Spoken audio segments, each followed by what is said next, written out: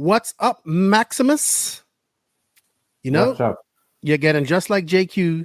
This sends me a message at 11:15. Will you be ready in 45 minutes? And I'm like, absolutely. I'm out here setting up in the camper now. And will our guest be ready? Well, our vice host be ready in 45 minutes? And he's over there doing video clips and whatever that person does. But we're here. I'm up in my makeshift studio here in the camper. But before we go on any further, Max, before we go on any further here, I would ask you to remove your hat as we pay homage to the greatness that we saw. You know, I'm a little emotional, being as I am of a British citizen. So with that said, I shall remove my hat as well.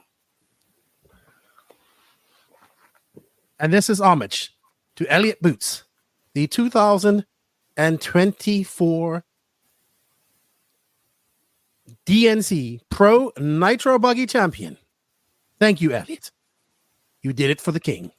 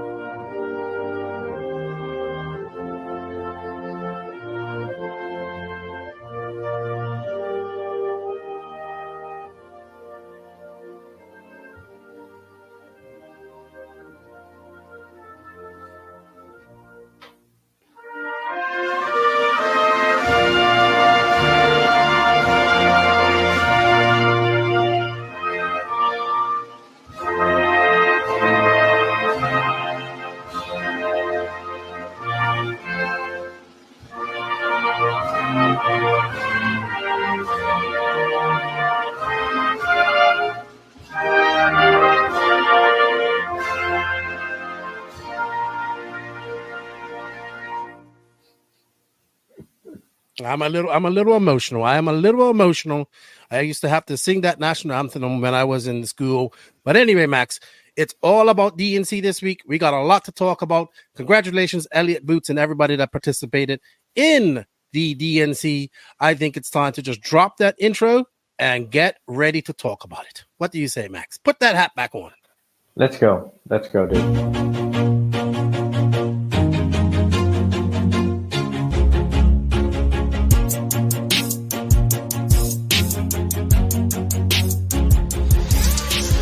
Nitro is the glory, but Ebuggy pays the bills. Welcome to the No Name RC podcast. Get ready for some serious bench racing. But be warned, we speak our minds, express our thoughts, and sometimes things can get a little rowdy. Hate, and he just was influenced by the hate coming from the left, the hate coming from the right. And let's get back to more club racing and less of this grabbing racing. It's hard not to be arrogant when you're always right. You know? See what I mean? That's exactly why people call you arrogant, Max. You may not agree with everything we say, but it's definitely worth a listen. And our pick, can you stop whatever you're doing? Join your host, Lefty the Great, with co-hosts and guests as they get together to chat RC. Hey, after that race that I watched this morning, I have to talk about it.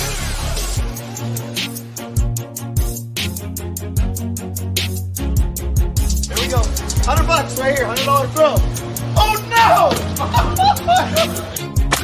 I like this.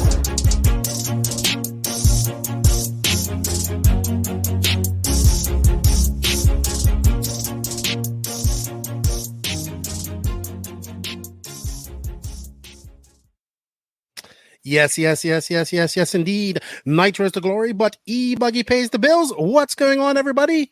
Welcome to episode number 277 of the No Name RC podcast. I'm your host, Keno White, a.k.a. Lefty the Great, and to my virtual left and late is the great one, the arrogant one, the professor of everything, Maximus Lumberjack Mortimus. Hey, Max, how are you? I'm good. Fresh from a nap, and yeah. Absolutely. Hello, everybody. I know you guys are used to seeing me in my my NNRC studio. Well, this is the makeshift NNRC studio. I'm using my GoPro. First time I've actually done a lot of this with the GoPro and this microphone and all this stuff. I'm out here in the camper. I'm actually in Lake City up here at Lance's house. So I'm out here in the camper. I want to say a big thank you to Lance because he set up the internet out here and set up everything for me first thing this morning. Greatly appreciate that. So not in our usual studio controlled environment, but we're trying to do our best. So if the audio isn't the best, the video isn't the best. I know it's a little bit dark here. I need a light in front of me, but all good. We're recording. We got a lot to talk about. It was the Dirt Nitro challenge this past weekend. It was great. We're going to talk about it. We have somebody joining us who's gracing us with his presence. JQ. He messaged me like a couple of days ago. I want to be on the podcast. I have a rant. No idea what he's going to rant about. But we're going to discuss a lot of things about DNC. But before we go on and do that, I'd like to say thank you to all of the NNRC squad around the world. We can't do it without you guys. We greatly appreciate the support that you've shown us over the last years as we inch our way to that 300 episode mark. We're only math 23 away? Yeah. 23 away. From 300. We greatly appreciate that. We're almost to our 5,000 YouTube subscriptions. So don't forget to hit that like notification button. Go over to our Instagram, follow us there as well as our TikTok, and keep following us on our Facebook. We're trying to grow our social numbers, get some milestones, 10,000, and all that type of stuff. So please go over there, hit those like, sub, notification buttons on all our social medias. Doesn't cost you anything. We greatly appreciate it. And if you can share it, it will help us out. Also, a big shout out to all the patrons and YouTube members. I do have a special podcast that I am going to upload for just you guys here probably later on this week. I greatly appreciate it. All you guys support. If you wish to support this podcast in a financial way, you can. There are links for that in the written description of this podcast. Also, we cannot do this without companies in RC that sponsor us and advertise with us. If you guys want to show the podcast some love, you can by going into the written description of this podcast. We have affiliate links, coupon codes, and links for all these companies.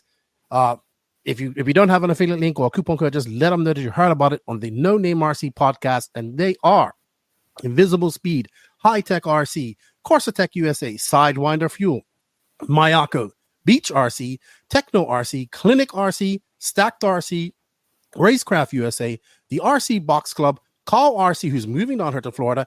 The Elite RC Productions got my new shirt. I love it. Florida RC Championship. Thank you, Justin Newby, as well for this. RC Body Armor, SJ Racing Builds, House of RC, RCGP. Shout out to our drivers. David Runnerfolk had a great weekend this weekend. Robert Battier, who I'll see next weekend. Alexander Hagberg. Matty G, who was doing some Ebuggy racing, Ebuggy testing yesterday. Showed me some video of that. Pekko Ivanen, Una Hutton, and Mason Fuller. Those are our NNRC drivers. Thank you for all those companies and drivers for their support. We greatly appreciate it. All right, before we get on any further, I'd like to say happy birthday to some people. We had a lot of birthdays out there over the past weekend. Happy birthday, Chris Yancey, Derek Forentani, Feliz cumpleaños, Oscar Navarro. I think is he so H. I think didn't he make the Montpellier main her recent? No, it wasn't him. But he races for HP, I believe. I think he switched actually. I think he used to race for HP, but now he's with. I believe he's with X-Ray these days. Yeah, I believe so. Maxi Velasco, legend in this sport. Happy birthday to him. Chris Smiley, Brian Ballman, Andrew J. Smolnick. Happy birthday to you. Taylor Peterson, Mike Anderson. Long time no see. Good buddy. Hope you're having a good weekend. Jamie, Torion Mitchell. Happy birthday. Levi Jackson, excellent track builder. Kenny Setzer. Happy birthday. Younger brother of Lee Setzer. Sean Brennan. Happy birthday. Michael Woods. Anders Wrightset, good friend of mine. Tyler Studer. Cody Bancroft. Happy birthday to you. Happy birthday, Jason Roberts. GJ. Happy birthday, good buddy. And you know what? Happy related birthday to one of our drivers who celebrated his birthday at DNC, the Viking, David Ronnefolk. All righty then. Happy birthday to all of you. I did miss you. I do apologize. I want to say a special shout out to one of my good friends, Alex Lim, the South American champion, who is now the South American GT champion. I was just talking to Alex. He's from Paraguay, of Korean descent. Very nice young man. Said he's getting ready for IBC. He's coming over on Saturday. So that's right. I'll be in Portugal next week for the International Buggy Challenge. Can't wait for that. Be flying out Monday. I have a few people coming from South America. My buddy Toby Hampton's coming from America. Kimo is coming from Azores, Bermuda. We're going to be in Azores. So I'm really looking forward to the International Buggy Challenge next weekend in Barcelos, Portugal. And congratulations to Alex, man, South American GT champion. We won it in Mendoza, Argentina this past weekend. Jake, you know I've been to Mendoza. It's beautiful up there. Absolutely beautiful. And just a reminder, I just want to shout this out because PNB is coming up soon. So we ain't got to wait long to see all the best of these American drivers drive again in our NNRC Cup point series as well, which we have not tallied up the points, I'm pretty sure, because Max fell asleep.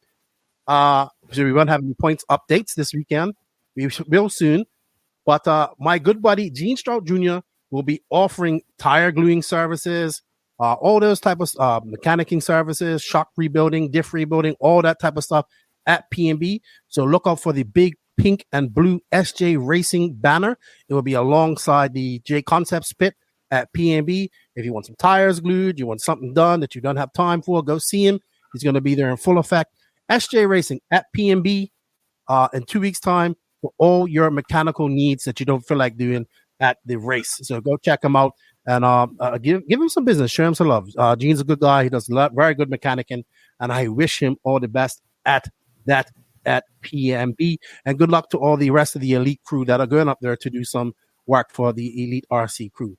Also, I wanted to say a big we'll do that in the catch up, So I'll do that in the catch up, and we'll talk about that, what I've been up to and what's going on with me. And this week's catch up is brought to you by Invisible Speed, invisiblespeed.net. Have you purchased the new Invisible Speed book? If you like the book, you'll like the online course. You can find links in the written description of this podcast for the online course. But you know what? Don't just listen to me. Let's hear from the man himself, JQ, who made it all happen. Stop scrolling, you nerd. Learn something new with Invisible Speed. Are you the driver of this car? Yes, sir. Why? You just won a free alignment. I had my car touched by JQ, and now I don't feel safe. I can say that he did improve his time 10 seconds and his best lap. Last question. Would you recommend the Invisible Speed course? Yeah, for sure. Spend your money. Good spend.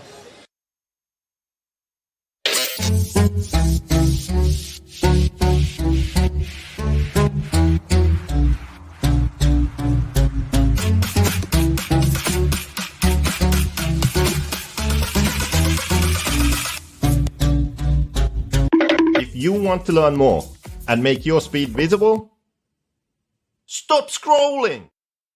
Stop scrolling. Thank you to JQ and Invisible Speed for all their continued support. Elliott Boots bought the Invisible Speed 2.0 book, and his dad said he must have read it on the way over. I was talking to his dad yesterday. So check it out. We have an affiliate link for the course in the book in the written description of this podcast. And JQ will be on a little bit later, so ask him a little bit more about that. So Max, real quick, catch up with me. Obviously, I'm in Lake City right now.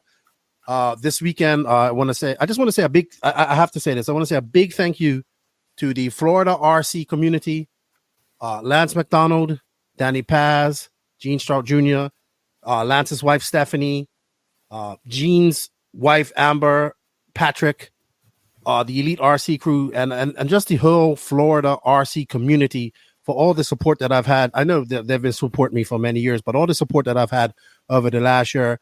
I came up last Friday for the Florida RC Championships prize giving banquet that we had this past weekend. I'm just going to put up some of the pictures from her. It was an exceptional. I've been to a World's banquet, but I've never been to like a prize giving banquet like this for the series. The FRCC series is something that I've gotten involved. It's been my privilege to be involved in it over the last year, and I love it. I've met all the people here. You can see we had it at a nice ranch. It was fully catered. The food was amazing. No, not everybody isn't invited. It's people that make the certain amount of races, and obviously people that are in the points. So this was on Saturday. We set up the food. There you see everybody getting the food. You know what was weird? I got to see everybody in non-RC clothes, and obviously I only own RC clothes. So it was like what I was wearing. It's my uniform. But man, they had so much stuff. I think the internet's just acting up a little bit. Tyler Hooks was there representing Jake Concepts. So fully catered. The amount of Jake Lasko, Mike Walker, Cody Tice. I've gotten to know a lot of these individuals personally over the last year, Mr. Steve, and they've become my extended. I mean, all of RC is my extended RC family, but it was truly an honor to be a part of this series this year. I want to say a big thank you to this man, Lance McDonald, for making it happen, having me here. He didn't have to bring me up for the there's Jimbo and his wife for the banquet, which I greatly appreciated. Kurt Robinson was the most improved driver of the year. He actually won a kit. So here's the thing. Like, everybody walked out of this banquet with something. We had about 6 or 7 kits, OGO bags. Like, everybody got a raffle ticket. And it was so much stuff. After we finished eating, we was doing the prize presentation. Like, we had t-shirts. Lance was throwing out t-shirts and all these little items to people to catch. It was an absolute blast. I had fun. It's truly been an honor to be a part of this series.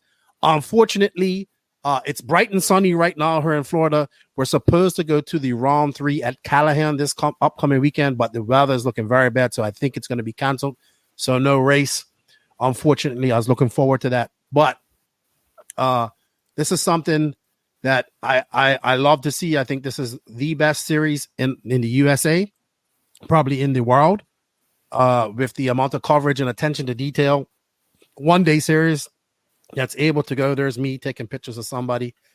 It's just been truly an honor. Look, so happy. She won an OGA bag. She only has 4 of them. Now she wanted another one. It's just been great. Afterwards, a group of us all went out bowling and having drinks at the bowling alley. It was fun. It was absolutely fun to come up here, not rush to a RC event, like a RC race, go do something fun, and just enjoy being around people that support me and have become my friends over the last couple of years. And I thoroughly enjoyed it. And I just want to say a big thank you to the Florida RC community, to Lance, Danny, and Lance's wife. I mean, here I am staying at their house. They're taking care of me. Their hospitality is just exceptional. So I just want to say a big thank you to all of them. I couldn't do it without them, and I look forward to all the future that we have with Elite RC Productions. So thank you. I had a blast this weekend. Unfortunately, we ain't going to race this weekend, but we can't do anything. It doesn't look like we're going to race this weekend unless there's an absolute act of God and he blows all the rain away. But they are prepping like they're going to race, but the final decision will be made tomorrow. So I'm just honored to be up here. It's been awesome. I like it. And thank you, everybody. Thank you, Lance. Thank you, everybody, for their belief in what I bring to the Elite RC Productions crew and the Florida RC Championships. And we got a lot of things planned. So looking good and absolutely exceptional. So for me, Monday I go down to Miami and then I fly to Portugal. I fly to Madrid to Portugal. So next week I will be at the International Buggy Challenge in Portugal. I went last year. I'll be doing the commentary. Unfortunately, it doesn't look like we're gonna have we're not gonna have the amount of pro guys that we had the year before. But with the date change and obviously, I think DNC, the change of DNC has thrown a lot of a monkey wrench in the gears of a lot of different races. So it's like March and April are just jam packed full of races. So and obviously then I have the Ebuggy World Cup that will be the following weekend. I'll be working with RC Racing TV and the Portuguese crew. So I'm definitely looking forward to that. But I just want to say once again, thank you from the bottom of my heart for everybody, for all the support. None of this is possible with you guys. And just continue to watch this space as the podcast grows, as Elite RC grows, and we continue to do things to make to get better. I think Lance is out there walking the dogs right now. All right, Max. Enough about what I've been up to. Everybody, nobody wants to hear me ramble on about that. We had a big race this weekend, and we're gonna have a little quick review about this. Brought to you by Hitec RC. Hitec would be happy because Runafog did very well this weekend. But Hitec is coming in strong and in charge in 2024 with the introduction of our new suite of chargers. The RDX2 200, the RDX2 800, and the new RDX4, which can charge up to 4 batteries at a time. Depending on your charging needs, Hitec has you plugged in with the power, multiple port flexibility, and the ultimate reliability you require. And I'm waiting for their new servers to come out. If you go in the written description of this podcast, you can find a link, www.hitecrcd.com/where-to-buy.com, and you can find out where to buy all of your Hitec products, and let them know that Lefty and the No Name RC podcast, Max and everybody, sent you. All right, Max. So we geeked out on this last week. 25th running of probably one of the most prestigious 8-scale races in the world, the Dirt Nitro Challenge. It happened March 13th to 17th. I'm not going to lie. I was watching this race, and then I was wishing I was going to be there, but it did look cold. It did look windy. No rain, but a beautiful race nonetheless. And let's just go through some of the things. I guess moving the date definitely improved because we missed the rain. There was no rain, but it did get really windy. I was talking to like Tony Newland. He sent me a video. They had up to 70-mile-per-hour gusts on Thursday. Thursday was really bad. I remember I was watching the live, and they had one cam just pointing at the tents, once in a while, because it was crazy. Those tents were like, coming up and down, even though everything was super bolted to the ground. And you could see from qualifying on Thursday, like cars would just take off in the air and then just float. It definitely made driving difficult too. But to be honest, there was not a single heat that was missed due to the rain. So I think that in itself is a success. I don't know, does it make that big of a difference? I don't know. California's weather well enough to say that. But I think so far, at least, it proved to be a good change. And to be honest, I think it's not too late because PNB is still like a few weeks out. Yes.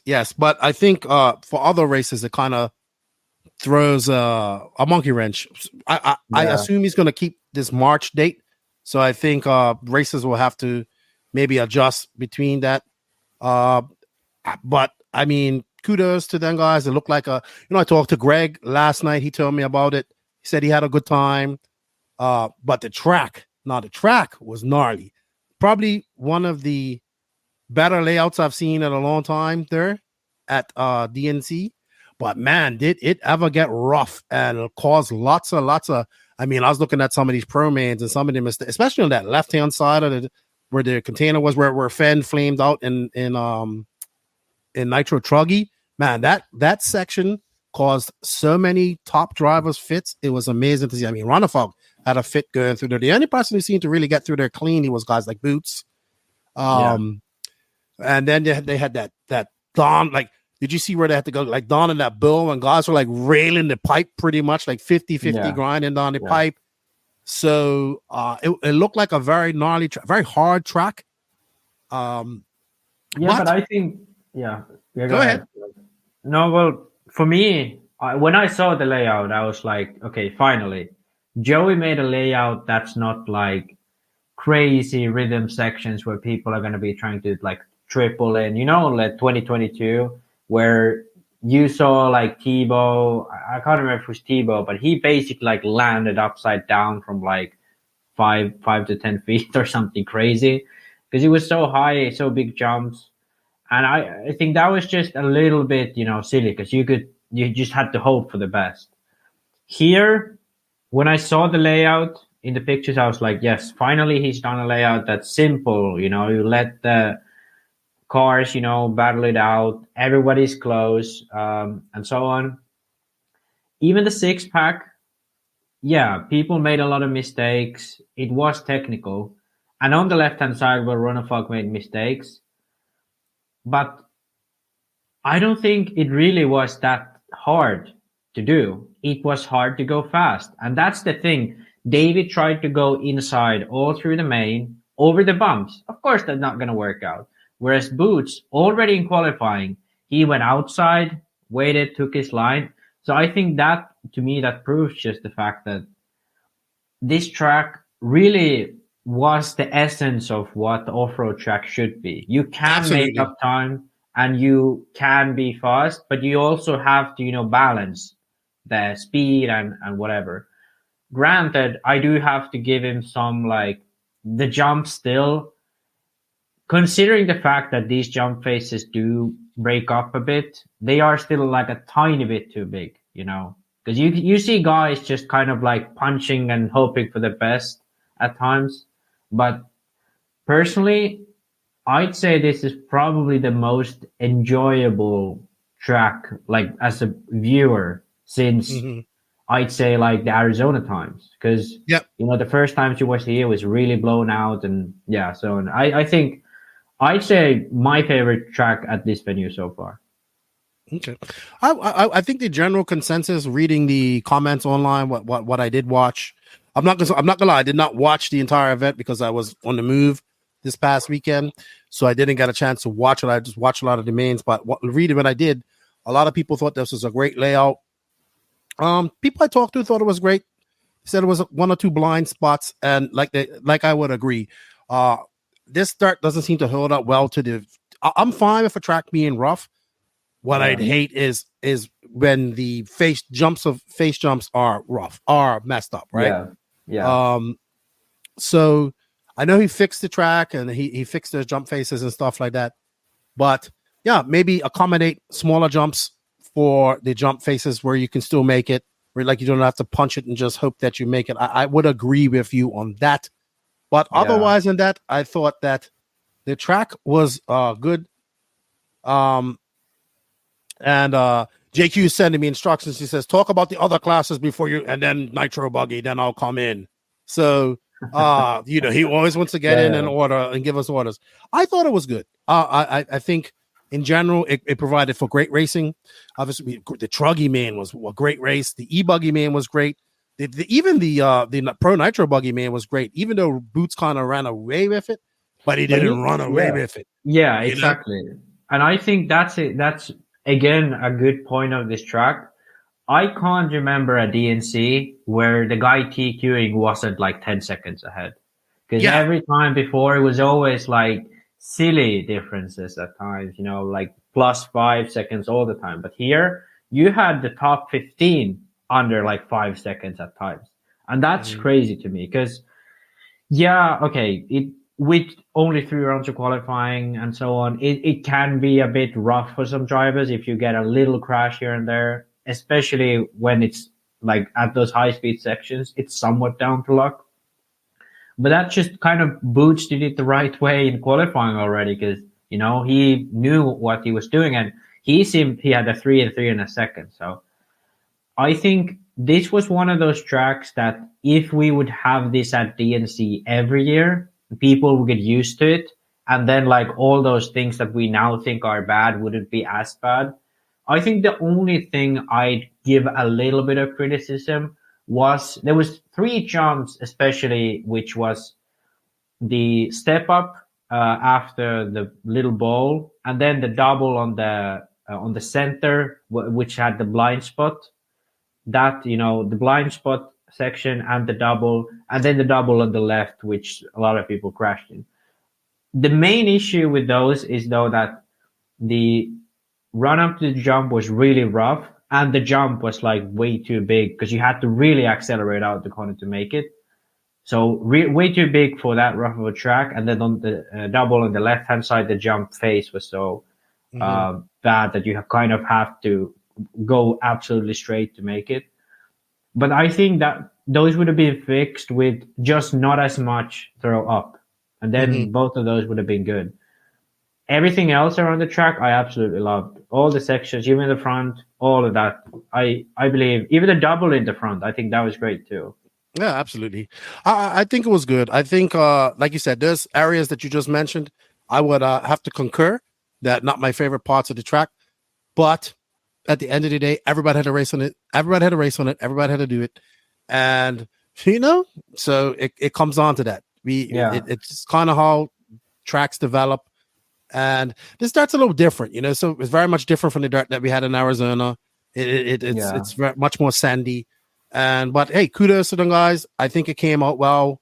And it provided for some great racing. And I see you said it provided for lots of takeouts that you said you will talk about later on. Yeah. All right. So anything else you want to add before we start getting into our class recaps? Well, one thing I wanted to add, because at this race, we've always had, that aspect of you do go really far to the outside where it's not as bumpy, but you have to carry a lot of speed, or do you stay on the inside? I think even in that aspect, this layout was probably one of the best, because you could see, that blind spot turn. Boots went inside, then cut to the outside. Drivers like Fend and Mayfield went all the way outside, kept up the speed. Some guys tried inside. Yeah, some guys tried inside. Like, I think Aiden Horn, at least in Ebuggy, he was running all the way inside. I think that's, because I've been, always watching Supercross, especially this winter. I've been really interested in watching Supercross. I think that's, what makes this West Coast style track so cool, is that you have that line choice. And that's what in Europe we don't generally have. So I think on this layout, I think it worked really well, because you didn't have those, you have to use this line to, go on the track. You could always do it a little bit better, but I mean, I was, happy with the track, apart from the 3 little things I mentioned before. I think it was the best layout at this venue, in my opinion. And I just wanted to add on to something else, is that I did see some pictures of Factory Row and all that type of stuff. One of the things that will forever be etched in my brain about DNC or RC races, sitting off, I think it was 2022, maybe it was, just sitting off, and it was a beautiful Saturday, and you see all the tents set up and everything looks so nice. It really looks like a festival. I think it's appealing to people that might just come by, they could come by and talk to racers, pro guys, and all that type of stuff. And that's something that I really do like about this race, is having that Factory Row and having all the companies together and all that type of stuff. And I really like that. And it's not saying it just happens at DNC, but some other races is a little spread out, right? But right there at that parking lot, you can have it all there. And I think that really looks cool, and it just makes it like an added visual effect that I really like about this race, and especially when it's good weather, beautiful day, and people are walking around, and they could go just talk to the pro guys and all that type of stuff. So kudos. I love that part of the DNC, and it looked great. I'm not gonna lie, I wish I was there, but I was also very happy to be here in Florida with my Florida family and just watching. I would say that this is the DNC I paid the least amount of attention to, but I wasn't at home watching it on TV. Usually I'd be home, if I wasn't there, I'd be home watching it. Obviously I was out traveling, so I was catching it when I did. And we would be talking about it and making our bets and all that type of stuff. So man, as for that, track was good, atmosphere looked, except for a little bit of cold and wind, but you can't do nothing about that. But talking to Greg, he said he had a good time. He said it was just windy. Tony enjoyed it as well. Worn out. You will be worn out after one of these races. And I think in general, people just enjoyed themselves. Now, I haven't talked to a plethora of people. I'm sure there's people that have complaints about things, but you can never make everybody happy. But I think it looked very good, appealing to me. It looked very appealing to me. So good job. All right, Max. So I guess we're going to get into some of our recaps. We are going to recap slightly on Truggy. Etruggy, because it was stacked with pro guys, Nitro Truggy, and then Ebuggy, and then JQ is going to join us for Nitro Buggy. But all of our race recap is brought to you by Hitec USA. They'll be very happy with Runafalk finishing second in Pro Nitro Buggy. Hitec USA is your one-stop shop for all things Hitec in America. You can now purchase all of your Hitec range of products for nitro and electric powered systems and accessories used by world and European champions David Runafalk and Robert Battier. Established in 2022, Hitec was founded by Adrian Bertin, a 3-time IFMAR champion, as well as Oscar Jansen, a 5-time EFRA electric champion. Hitec is made by racers for racers, all available in the USA now. You can find the link for Hitec USA in the written description of this podcast. Let them know you heard about it on the No Name RC podcast. All righty, Max. So you do have some video for us. Do you want me to bring up here for? So yeah. So let's start out with Etruggy. probably the biggest field of pro guys I've seen run Etruggy ever. So absolutely. We had Mayfield, Lutz, Rose, Cavallari, Bourdon, Fuller, Heckert, JC3, Ronafalk borrowed a car from Ciccarello, Bornhorst, Rifkin, Figueredo, Wiggett. That's a stacked pro Etruggy main right there. I think there was pretty much every single driver except for like a few. Like pretty much every single driver who made the Etruggy main like was driving, every other pro class. Yeah, absolutely. I did watch this. This was a 10-minute single final. They don't do double A mains or triple A mains there. I'm gonna go right and say this, man. Techno, in my opinion, hands down, makes the best electric and nitro truggy in the market. Period. Oh, and even if you look at results, like I think it's quite obvious, If I was to buy a truggy right now, I would buy a Techno truggy. And I'm not just saying that because they're a sponsor of this podcast. I'm saying that because that's what I would buy. So let's bring up this video that you have for us. I think it's the start of the truggy main. I did not like the starts. Very too close. That's one complaint I do have. Yeah, I think that's one thing I have to say about a DNC. They never like really remember that we need to have starts as well. Yeah, so, no painted grid. I don't like that. I don't like no painted grid. Everybody just can't look at this car. It's like way closer than this, Definitely need to have a paint. And you know what? I have to give kudos to Live RC because I thought coverage was great. You're welcome, RC World. You're welcome. Great coverage. We've been forcing that. Ryan Mayfield ran away with this, kicked ass in this. Rightfully so. He was fast all weekend. I think he TQ'd it. So, anything you want to mention about the Etruggy main, dude? Not necessarily. I think it was quite, expected end result. Mayfield and Lutz started 1-2, ended 1-2. Rose came from 4th to 3rd. Hecker, had a tough run from 3rd, ended up only 7th. I guess one thing I'd like to bring up, this was the only A main Ryan Cavallari made. That is true. Only one. That is true. I wrote in my notes that Cavallari didn't make a single A main, but I have to correct that he only made a Truggy main. Yeah. I think it looks like Wiggins, Aidenhorn, Seffendalen, and Ronafalk had to bump up from the B main. Yeah, Ronafalk, the B main was actually really interesting. I watched it because I was still awake.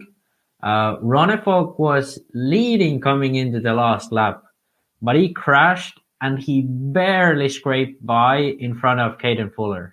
So it was almost that Caden put it in, but yeah, Ronafalk held on. But I think main takeaway from Etruggy, I have to say this is the second running of Pro Etruggy. They ran for the first time ever at DNC. They're on Pro Etruggy last year. This is the second time.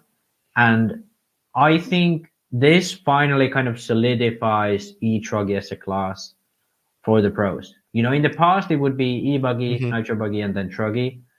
But now I think when these drivers go to PNB, when these drivers go to like all these races, even the Europeans, I think they will run Etruggy. Yes, because JC3 was there. I hope that I was telling Lances, I think at the race time events, they're going to have to start splitting them up too. And hopefully they start running it. My buddy Axel messaged me and goes, "Congratulations, Keenan. You finally legitimized Etruggy. You've been talking about it for so much on the podcast. Now we had a legitimate pro Etruggy is here to stay, man. I think personally, Etruggy is going to overtake is and will overtake Nitro Truggy because it's a second class. It's easy. You ain't got to worry about tuning and all that type of stuff. And hey, I am an Etruggy fan and I want a Techno Etruggy. Hear me, Techno? Techno Etruggy. You can get a Mayako soon. Oh, that too. Oh yeah, because you're the designer. But okay, whatever. I think it's a fun class. I definitely want. Oh, what happened there? The camera fell down or something.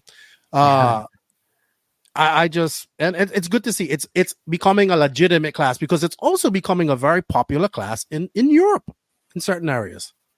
Yeah, I think I mean, it's unfortunate to say this, but I think, the popularity of Truggy in America due to Etruggy has grown. And then, that has then transferred on to Europe. But yeah, I kind of hope that pros wouldn't necessarily run this class, but I think it's silly that, like, because a few years back it was like Drake and Bornhorse ran Etruggy, but then like some didn't. I think it's better if everyone runs it or that no one runs it, kind of thing. Yeah, but it's a growing class, and this legitimizes it, in my opinion. Yeah, it's difficult because I think it would be better for like even for me when I was doing like my write-ups, 4 classes, then 3 qualifiers each. You try to, gather the gist of it. And then, because at the end of the day, yeah, buggy is a bit more important. But for these guys, like, if they win, like, you still, like, their sponsors want to show it that they won Truggy and whatever. So it's a tough one, because I kind of wish we would only have Nitro Buggy, and then if we needed Ebuggy. But I think it's really hard to go away from it now in America. It is what it is, because I think 4 classes is too much for one weekend. I would assume, but they did it. They did it, and you kind of have to do it at this race.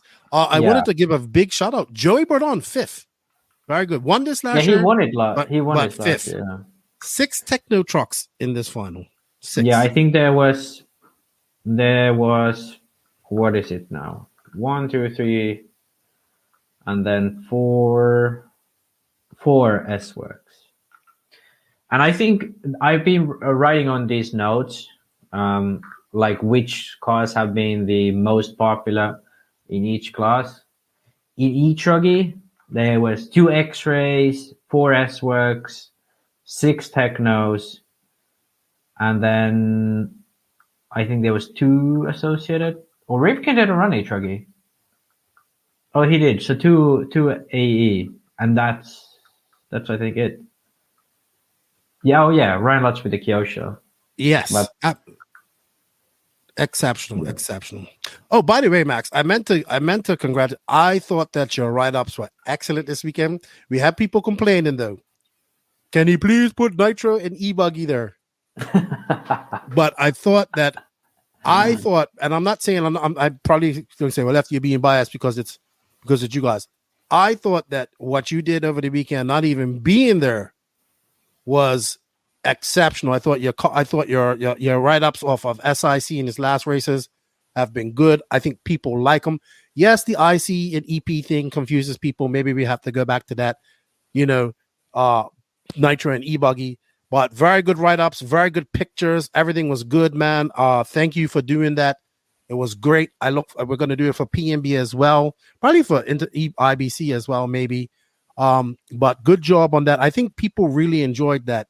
Those things. Hopefully, it'd be nice to get that up like all on our website, so everybody can go follow them. I think they're all on House of RC as well, if I'm not mistaken, as well. But kudos, man. I have to say that your write-ups are awesome. I think people enjoy them. Yes, the IC, and EP triggers people, but and we did see a few people asking about it.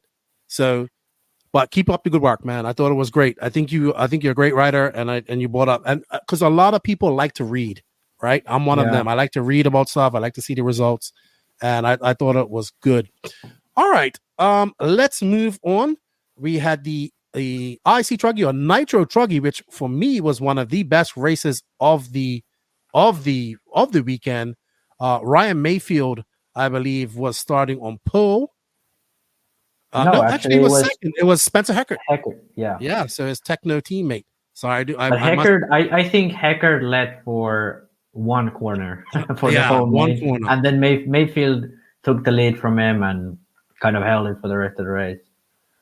Yes, it was not a walkaway for him. Yeah, it wasn't a walkaway. I think when you saw him like after the main in the interview, he was like, you could see from his face that he was like so exhausted. I was even watching it. I was like, how come neither of these guys makes a major mistake? Because That was like so crazy. Yeah, we'll bring this up. So the big talking point on this was, I think we're on. We got 3 minutes left to go. I want to go back to. Let's see if I could go back to when Fenn got his last fuel tank. So, his last splash of fuel. Maybe it was around a 7-minute mark. We'll just let it play until we get there. So basically, the big race was between Ryan Mayfield and Dakota Fenn. Now, Elliott Boots got a third, well earned third. So they received Fenn. There's Mayfield coming in for his last pit at 8:40. He's good to go, right to the end. Fenn is out there. Fenn was stretching a little bit. So something that they did was Sontag does these lightning fast pits, right? He is probably one of the fastest pit guys in RC. Now, comment to say that, I know before that I feel that he has ran Fenn out of gas before because of sometimes sacrificing speed, not getting a full tank. Well, Fenn needed an exceptional fuel stop to get back up to Mayfield and challenge him at the end of this. And it should be coming up soon. We're going to follow Fenn for a little while. So they did. Let me get us off screen. So they did have Sontag. There it is. All right, let's go back because I don't think he got a full tank. Look, so here's Fenn. He comes in for his last pit stop. 8 minutes, and that was quick. That was so quick. That was pretty quick. Yeah. That's a buggy stop. Now, remember, the Truggy tanks have 25 cc's more fuel because they have supposed to have a 150 cc tank, right? So Fenn goes on to do this, and he does make some mistakes. He's just driving crazy. When I talk to, you know what the Ghani goes? He goes, I hate to say this about Fenn. And he goes, man, sometimes, this is what the Ghani goes, sometimes I just can't understand. The Ghani says, I can't understand why Dakota Fenn does what he does. He was the fastest guy there all weekend, and he threw away all these races. So in this instance, though, he did, let's see if he could go a little further up so we don't, he was chasing down Mayfield. He was not far behind Mayfield. We're just going up. I want to show this point. It should be coming up soon. Now, there's Fenn. I have personally never seen Fenn walk off the stand and not do an interview. Never. I know he gets angry. But he never shows it. So, but after this race, after this incident that happens where he cases the, some people say maybe he touched the flywheel. I don't know, man. I think he ran out of fuel. I truly think he ran out of fuel here. Let's see. Here he is. He comes up. He's coming on. It might be on this lap. It's in next. It's in the next lap, yeah. The last lap, actually. They go over the line with just about 40 seconds to go, which is under a lap. Yeah, here we go. It's hard to say if it's out of fuel, but it looks like he's out of fuel, to be honest. Yes, because look, he doesn't hit his flywheel anywhere. He just slams down. Yeah, it's not flywheel, that's for sure. If it's because when you land on the roof, that like hits the engine so hard because he just straight up lands on the roof. But then again, it kind of looks like he doesn't even go on power. If you look at it, you can slow it down because it doesn't look. His wheels don't even like balloon or anything, which you would normally do if you had like the rear went high like that. So, if we look at it now, it looks really lean all the way through. And here when he jumps, I don't think he's even on throttle there. It might have cut out on the face of the jump. I think it cut out on the face of the jump because he was running out of fuel. Let's have another look. Because his tires, like normally his tires would be like ballooning a lot at that point. They're like right at the end of the race. Yeah. See, he would be, he lost power on the face of the jump. Yeah. So I think, and even if you go a little bit further back to the six pack, if you go back to the way he jumps the six pack, like all of those jumps, his nose is like high like that. And that's because when you're running out of fuel, your engine goes so lean. Even there, you see the nose coming up high. That's because your engine is going lean. And, that I think, I didn't even think when I watched this, but now that we now that you showed me this again and said that he was running out of fuel, I think that's what happened. But he was driving like Crazy. really, really aggressive. He was driving crazy aggressively for the past, and he was doing 9-minute stops too. Mm-hmm. And I have to say, if Fend like dialed it down a little bit, you know, exactly what Greg said. Like 50% of the mistakes he made throughout the main, which is like 10 seconds worth of mistakes, 50% of those was just that you could see his car unsettled, and then he'd still go for it and crash, even though he could just lift it off, lost like 2/10 and continued. But there you saw him walking. I have never seen Dakota Fenn walk off. I think it was great. I have to give props to Live RC for getting a cameraman so quick on this, because you can see Fenn, and he doesn't look like, now I think it's coming up right about now. Yeah. When you look at him, he's not happy. He's walking there like that's mad walking, you know? Yep. As soon as I saw that, I was like, ooh, he's not happy. He is not happy. But yeah, I think that's racing. That's racing, and I think Mayfield is like the toughest guy to beat like that, because he has nerves of some, I don't know, steel, titanium, something crazy, because you just can't like get him to, you know, have a mistake like that in a long main. Mm-hmm. Well, it ended. Well, Dakota Fenn still held on to second.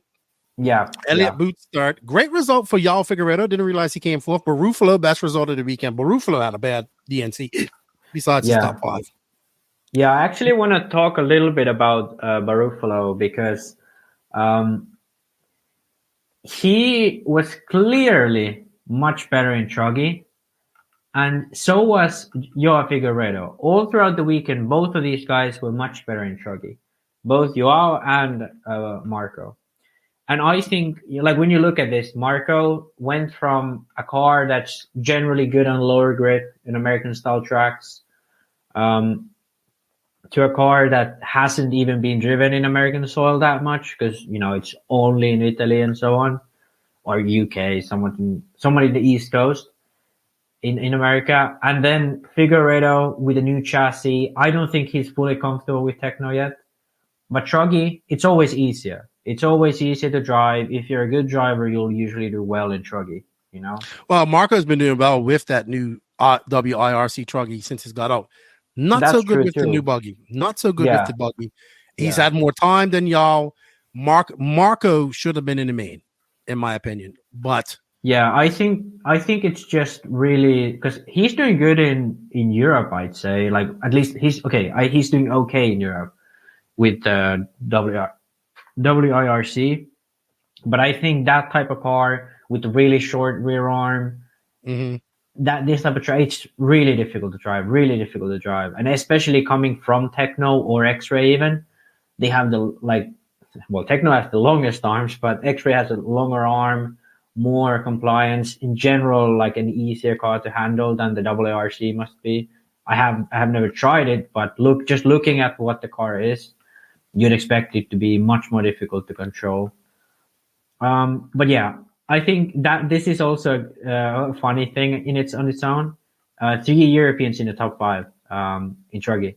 Obviously, we have to make a point that Mayfield and Fend was, what is this, like a lap and a half ahead of the field. Like Mayfield and Fend was within a few seconds of each other coming into the last lap, and the rest of the field was a lap and a half behind. So these two was like on their own level. Nobody was even close. Yeah, absolutely. But still, good run for Elliott Boots. Good run for him, I think, and y'all Figueredo. Boots came from 15th too, so he had to make his way from the B, and I think when I saw this result from Elliott, I was then, because I obviously at this point we knew he'd be on TQ for Buggy because qualifying was on Friday. I was like, okay, this is great. This is really good from confidence. Elliott. Confidence, and yeah, because he doesn't. None of these guys really drive Truggy at all. I'm sure he does the BRCA Truggy Nationals, but it's not that big of a deal. I don't think he does. Okay. Yeah, because there's not really that many guys at the Truggy Nationals. Well, I know y'all drive Truggy at most of the big races there, but Yeah. He's also on what I consider to be the best Truggy, and he done well. Mason Fuller 6th, Brandon Rose 7th, Aiden Horn had a very solid DNC, very solid. Maybe not making podiums, but a very solid DNC. Ronald Falcon 10th, Frankie Contreras in 9th. Unfortunate. Ryan Lutz probably not having the Truggy run that he once done in 11th. Spencer Rifkin 12th. Our TQ guy, Spencer Hackett, on in 13th. Unfortunate for him. Like you said, led for a corner. It looks like he had some issues because he's 11 laps down. So actually, I had a point about this. Both Van Dalen and Heckert, because both of them was running within the top 4. I think Heckert was in 3rd. And actually, what I think happened that while Fenn was lapping him, Heckert was crashed after the double in the center coming from the blind spot. He was crashed there, and Fenn hit him. And I think after that, very shortly after that, Heckert retired. So I assume he broke something. But at that point, Heckert was in 3rd. And Van Dalen was, I believe he was actually, may have been even in front of Heckert at some point. But he was, both Heckert and Van Dalen was in the top 4 when they retired. So even though they finished 13th and 15th, their pace was good. Their pace was really good. And I think, Heckert was 3rd when he hit with Fend.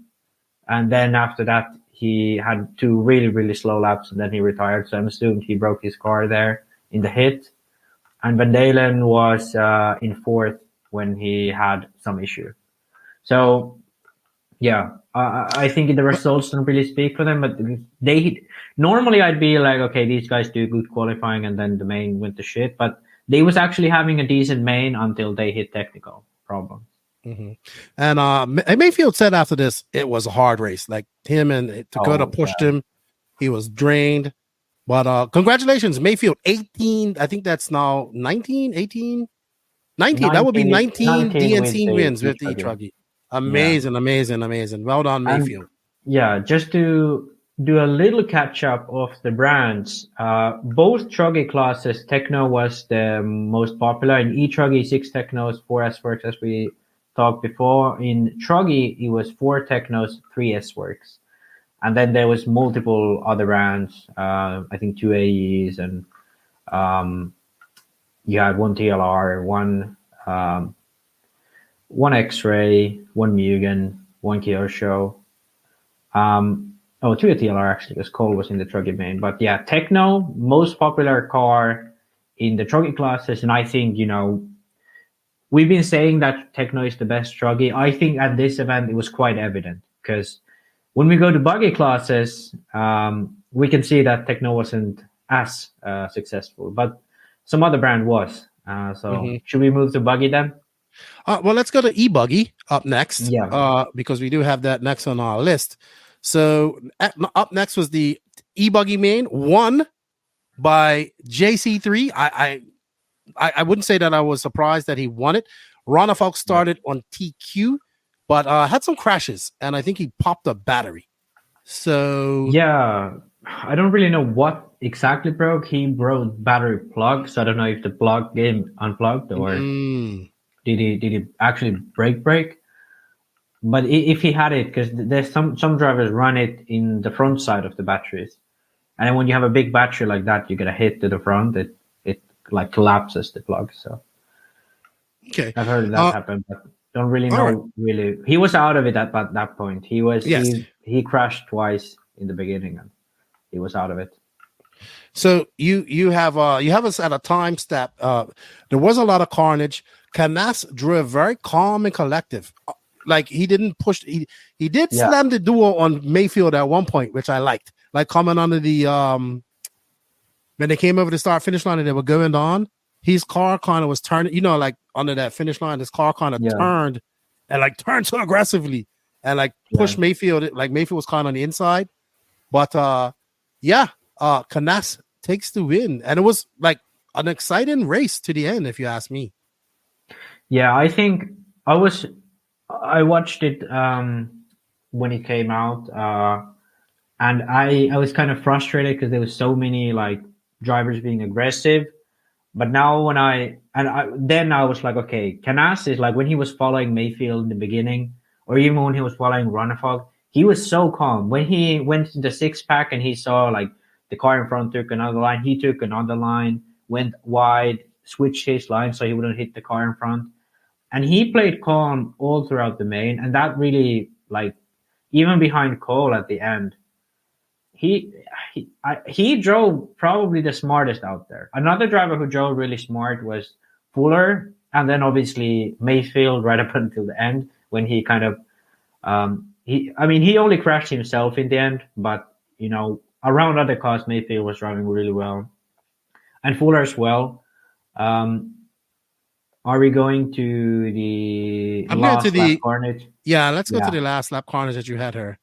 Yeah, this was I don't really have any crazy feelings towards any of this, but I think this was just crazy in on itself. At this point, Canas is comfortably in the lead. Ogden has just crashed out of the lead. Now he crashes himself. Spencer is in second. Actually, Mayfield's in second. Mayfield crashes. Marshall takes a hit to the spine, and then these guys, Mayfield crashes again. These guys try to make what they can. And even on the last corners, I think Mayfield and Horn pass each other at least 2 or 3 times. Here, Fend goes on 2 wheels, drops behind Brandon Rose. I think here is where Horn goes to the inside of Mayfield. Mayfield comes back. He was crazy. He was crazy in all ways this last lap. And I think in the last lap, I can understand drivers like forcing their way. And that was like, I didn't see any takeouts there really. It was mostly just, you know, Mayfield made a few silly mistakes in second, bumped Rivkin up to second. Because it would have been like a Canas Mayfield 1-2 quite easily. And actually I have to say, Fuller was really comfortably in second. He crashed in the back and immediately broke on the crash. Oh no! So I don't know what he broke, but I saw his car come off. Not sure what happened. Yeah. But JC3 takes this from starting on third. Great win for him. Yeah. Spencer Rivkin from the 9th position up to second. Brandon Rose had a very good DNC from 11th to 3rd. So he's got a top 5, a top 3, and just out of the top 5 so far. And all 3. He's made all 3 of his mains. Dakota Fenn 4th. Go ahead. Yeah, and Rose also was on podium in Etruggy. So yes, 2 podiums. Absolutely. Coming off that SIC win, boosting his confidence and coming out a completely different track. Well done, B. Rose, doing it for Texas. Dakota Fenn 4th, Ryan Mayfield 5th, Aiden 1, solid 6th, even though he started 2nd. Cole Ogden started 7th, finished 7th. Heckert from 13th to 8th. Bornhorst, 10th to 9th. Sontag, who didn't look too happy with somebody. He was Seth That was Fend, actually. Taylor Sontag went to Severdalen at the end, and I was like, oh, something. And I think he showed that defend. Okay. Or was it Van Dalen? No, it was Van Dalen. One of the. Okay, but yeah, he had some. There was some drama, I'm assuming. And Camden Lime also making. I think Camden Lime made all his mains too this weekend too. So it was a good run for him. Yeah, he made at least both buggy mains. I'm not sure if he made Truggy main. But you had a lot of notes here about bad driving. You said Cole overshoots the finish and takes out Canas. Horn jumps on top of Mayfield. let's play a few clips, because this is when I say the driving was not that great. This is what I'm talking about. So let's start out with the first clip of Ronafog. First clip? Okay. Yeah, with Ronafog makes a mistake. Here, Ronafog doesn't do anything wrong. I've just named it that because he's kind of like what starts out this. Mm-hmm. But there was this attitude of kill or be killed. I think someone wrote it in the comments. And you could see it from some drivers. I think Canas, Fuller, and Mayfield were great examples of drivers who drove really calm. You're gonna have to show this to me because I can't. I don't remember seeing this. Yeah, if you can go a little bit back so we see where it starts. So here we're going. Ronafog's still leading. He's been leading comfortably so far. We go to the left-hand side of the track. Ronefalk makes some kind of a mistake. I think he goes rear high on the jumps. He's sliding out. He kind of takes out the horn. When he comes out on the track, all cars kind of like try to shoot for positions. I think even Ronefalk's a light bit too aggressive here. Then coming into the infield, this is where I think everybody goes too crazy because I think that was either Mayfield or Ogden who makes a mistake. Horn just straight up cuts back into him when he goes out. And after this, all carnage, Ronefalk's back into the lead. Okay, so and crazy. I think all in all, it was just like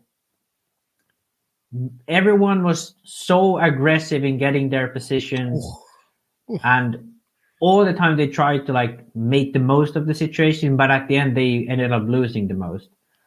And this was like one of the first like all-out carnages. I don't even want to take any specific examples here of this one, but the next one I'd like to take into a little bit closer study.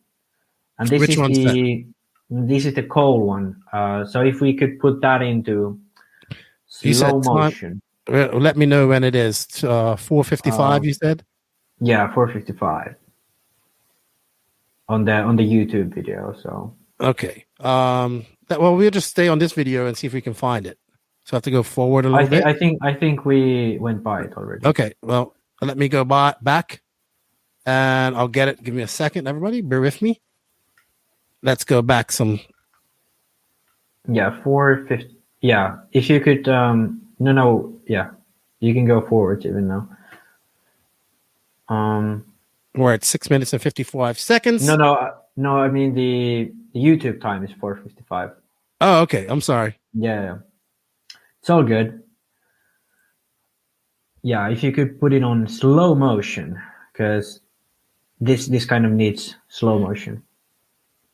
All right. So go ahead, talk about it, Max, while I find it. Yeah. So basically, we see Ronefalk in the lead, and right here, coming into the finish line. Let me slow it down. Yeah. Okay, we're on. We can see like Canas is in second, Ronefalk's in third. The situation should be like all the way calmed down. Canas follows Ronefalk, like checks up a bit because Ronefalk goes wide, but Ogden just straight up shoots like way over speed into the. That's what I got confused with Mayfield. That's the situation I got confused with Mayfield. Yeah, but I think like that, like why you're following the car, you're in third. There's 6 minutes left in the main, and he like way overshoots the corner. There's not even a slight chance he's gonna make it. Like straight into another car. Luckily, to neither of those, nothing happened. But this is one of those incidents like, why? Why do you have to do that? And this is why I was complaining in my post about the driving etiquette. Because there's like a total lack of respect for the car in front. There's like not even a chance to try and make the corner. It's just like you see a driver in front, check up because of the leader, and then you're like, maybe I can make a spot here and like shoot to the inside, even though there's 6 minutes left in the race. You know, you could just wait for the guy in front to make a small mistake, and like happened right after that, the drivers in front made mistakes. The next one I'd like to talk about a specific incident is at 6:10 on the YouTube. So it's just about now. Let's watch it in full speed. So here we have Mayfield, Fuller, and then Horn on the inside. And this again there's 3 cars in one corner. Mayfield makes a slight mistake, and yet still, like, on the inside, you try to make the move, like, right then and there. And I think this was just really silly, because you could see these guys both of them, like Mayfield goes into the berm, gets squirmy. Fuller's behind him, checks up. I think even Fuller might have slightly touched him. No, Mayfield just goes out. And here, like, Horn just jumps straight into the outside, right on top of Mayfield. Like, you can see there's car on your outside, so you have to keep your line on the inside. I do understand that he's on the bumpy stuff, so it could have been just like his car gravitated towards the outside, which. Well, you can see it right here. Look, it hits that bump. Yeah. And then he gets unsettled, and then he gets out to the outside, and then he catches it. Yeah. But his momentum is throwing him to his right. Yeah. But I think, like, there's lots of these situations where all these drivers see a little gap, a little something happen, and they're immediately trying to shoot for it. There's no patience at any point of the race. And at the end, even here, Horn dropped from 5th to, I think he's now 7th or something. So everyone ends up losing in stuff like this. It's not beneficial for anyone. And it doesn't really make for nice stuff to watch. Granted, that last incident, I have to say, it could have just been that, you know, he was trying to make the inside and he got kind of surprised what the car did. And that jump was really hard to make. So it's not that ridiculous. But I think both of those incidents kind of show that these drivers have this kind of idea, especially in the Ebuggy mains, that you kind of have to go for every gap all the time. And even if you hit the guy, even if you hit the guy out front, there's no penalty. There's no referee. So if you get lucky, the guy gets shut down the way and you're good. You got the position. If you don't get lucky, maybe you will get away with it without big crashes. The last one I want to talk about was probably the most ridiculous one, because this could have been like fixed immediately after it was done. So this is from the B. This is for a bump up spot. Sontag is in behind of Contreras. Sontag like punches through the double in the front, hits Contreras' car in the air, and just continues like nothing happened. Yeah, this is like not even giving the place back, because that was so obvious. Of he comes in with so much speed, he tries to go really, really long. You can see here he goes full blast, which you don't do at this jump unless you want to send it. But he sends it right up behind the car in front.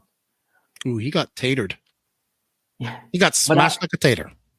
Yeah, but I don't even want to make this, Tater does this, because it's all of these guys except for the very few that we know are really calm. Just like Fuller usually is very calm behind drivers, and Mayfield, you know, he doesn't usually take people out. Canaz was a bit surprising, but he drove smart, and I think he has gotten a lot smarter. But even like, you know, Rivkin, Tater here, Horn, all of these guys, even Rose at some points of the race, the intensity they go with into these situations. I think this last one was just a blatant takeout with that, like, I don't want to use the word CTO because, like, I know Coelho is better than, you know, what his history says. But this was effectively just not giving a shit about the car in front, this last one.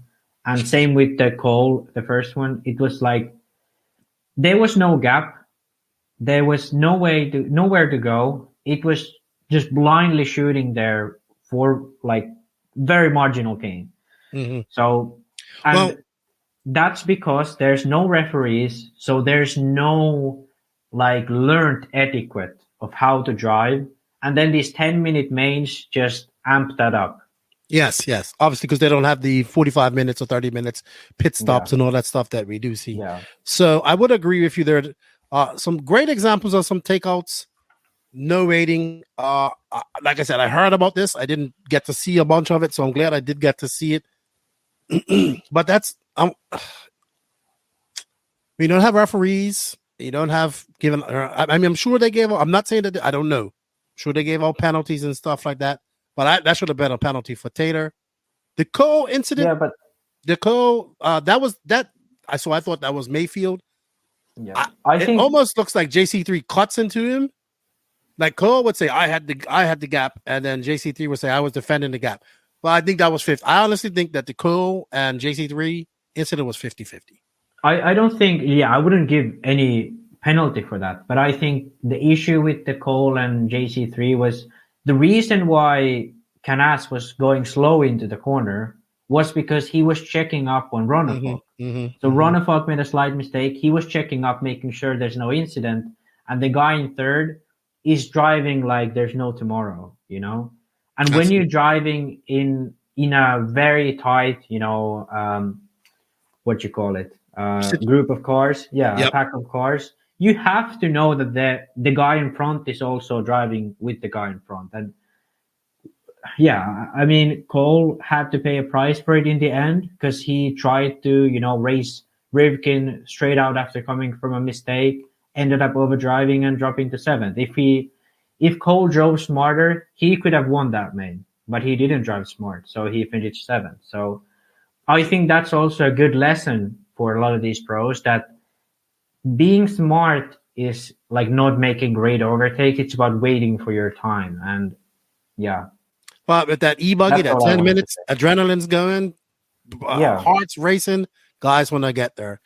All right. Well, Max, I think great recaps on those three classes and all of that good stuff. Congratulations to all the podium finishers and winners of those classes. Oh, what did you miss? Cars. Which brands were the most? As we had with Truggy, Technos was the most popular, but we moved to Ebuggy and we see a clear switch. 5 S-Works cars in the main, 3 Technos, but also 3 AE. And I think this was an interesting aspect to talk about because recently at this event, Lee Setzer TQ'd at SIC, Ebuggy. A lot of AE guys have been really good with the Ebuggy. Who TQ'd? Didn't Aiden Horn almost TQ'd, or did he TQ? Aiden Horn was second here in Ebuggy after qualifying. Okay. So that to me, I think Ronafog TQ'd Ebuggy here. So, that's right. How can I forget that? That's interesting because S-Works, I believe, are running the saddle layout. I'm not sure because they had some issues with it if they went back, but they at least their latest car has the saddle layout.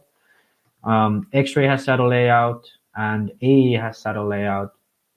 Techno doesn't, but Techno has like notoriously been pretty good with Ebuggy in the past.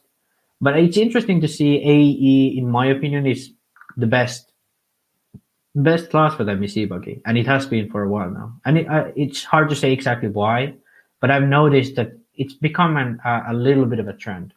Yeah, just a small thing to look at. All right. Are we bringing in the beaker? Oh yeah. So we're gonna take a little commercial break right quick from one of our sponsors, and then we're gonna get all into the glory that is Nitro Buggy Racing with our honored vice host, JQ. So I want to say thank you to Techno RC for all their continued support. Congratulations on their 2 Truggy wins. And thank you, Techno, for all their support. If you get anything from Techno, let them know you heard about us on the No Name RC podcast. Techno RC. Techno RC is a championship-winning manufacturer of high-performance A-scale, 10-scale, nitro, and electric RC buggies and trucks. With a worldwide dealer network, USA and Europe-based headquarters, comprehensive warranty program, and global race support, Techno RC is excellence in RC. View the full lineup of Techno RC race-proven vehicles by visiting www.technorc.com. All right. Thank you, Techno, for all your continued support. And we are being blessed. I don't know if I'm being blessed, because he messaged me a couple of days ago and says, I have a rant. And apparently, it's about me. So we'll see. But joining us... It's not about you, but you are a part of it. Okay, I'm a part of it. Okay. Anyway, we joining me, I would say that we haven't recorded, but we did record a whole podcast that I have not released yet. I will release it on Patreon only for a little bit, and then probably release it out. The JQ and I did record after a few weeks ago. I got sick. I wasn't able to do it. But thank you, JQ, for joining us. A very rare occasion that you message me and say, I want to be on the podcast nowadays. So welcome back. You are now the vice host. Because Max is not vice host. That's fine. So welcome back. You were making a JQ sandwich. Max on that side, me on this side. And good to have you back, JQ. Good to have you back. Now, I wanna please. I don't want you two to get in a one-up battle between each other. I don't want to have to control that this weekend. Okay. Well, first we have to address the elephant in the room. I haven't seen Max for a while, but I can tell just by looking at him that he's a leftist anarchist. What has happened? What? Probably vegan too. Vegan leftist anarchist. I haven't been vegan for a while now, but probably almost 3 years. Has Max officially lost his mind? No, I don't know. No, I've been kind of out of RC, so clearly. But he's been on the podcast. I've been on the podcast. I'm a social media influencer these days. There you go. Social media influencer. For what? For anarchy? For what? For this podcast. Oh, okay. Well, someone said anarchy. He's good. Max is kind of taking over your role. Either people love him or hate him. And he doesn't understand what safe words are. Just like you. Like, hey, the safe word is axle plunge. But I'm going to continue on talking about what you know. Anyway, no one's safe around me, No one's safe around either of you. All right, well, welcome, JQ. Good to have you in here. First year in a while, you have not attended the DNC, but I was talking to Dagani, and he was telling me about his text messages with you and conical pistons and flat pistons and all this type of stuff. He told me the whole rundown yesterday. So you want to hear that story, Dagani? I have no idea what's going on because I'm not following. I get a text from Dagani. He's in desperation mode. He's qualified 30th and 30th in 40 plus, right? In the first 2 rounds. So then he tells me that, and he says, my car's a piece of shit, doesn't go around the track, etc. You know how he is. Then I tell him, why didn't you ask me sooner? Why did you? Well, the track was smooth and this and excuses and all that bullshit, right? So then I ask him, what are you running now? That's a fucking argument because he's just, well, the same thing. How do I know what the same thing is? So I say, send me a picture of the car. Explain what you're running. That takes like forever just to get the basic information so I can help him. Then I tell him what to do. And instead of just doing it, he does what everyone does and argues about it. I tell him, just go max kick up in the front. Well, isn't it going to push that? Just fucking do it. You asked me, I told you do it. End the story, right? And then the rear end, adjust this and that. I tell him, go to a smaller diameter piston. It's going to be better in rough track conditions. 515 front, 516 rear. That's like a foolproof, idiot-proof setup. Okay, you can do it. I can't find the right piston. Are these going to be okay? Some conical pistons. I said, did I tell you conical pistons? No. A flat, smaller diameter, 15.83 piston, 515, 516. Who has them? Well, Associated have them, for example. So finally, after forever, he manages to find some pistons, actually drills them to the right size, puts them in his car. Then he says he was actually fast enough to even possibly TQ, 3rd place. Should have been a sort of easy thing. Ended up crashing, getting 5th. So a clear improvement. And then he bumped from the B and was 3rd in the main. So he said his car went from shit to awesome, all thanks to some text messages. But I have to say that the way I finally got him to do the actual changes was I said, listen, if you don't do this now, and if you give me some bullshit answer, I am going to block you until Monday. I actually sent him that message. And then after that, then he snapped into gear. Right, because he said he was trying to call you and you wouldn't take your phone calls. So it was all through text. Communication is key. And then he goes, he started calling me. I just hung up. I wouldn't talk to him. Yeah. So then he goes, I think he got pistons from Lutz, right? Because he wanted Kyosho pistons. And then he goes, "Oh, which way do I put the conical sides in?" And then JQ answers, "Did I tell you to get conical pistons?" And then he goes, "Well, Lutz is running them." And then he goes, "Those don't work." And then Lutz goes out there, does well, right? Gets TQs are on. And then he goes, "Well, Lutz just TQ'd around if there's conical pistons. Lutz can drive, you cannot." That's exactly what he said. So Greg was gave me the whole rundown of communicating with. Yeah, and also I said, I also said that Lutz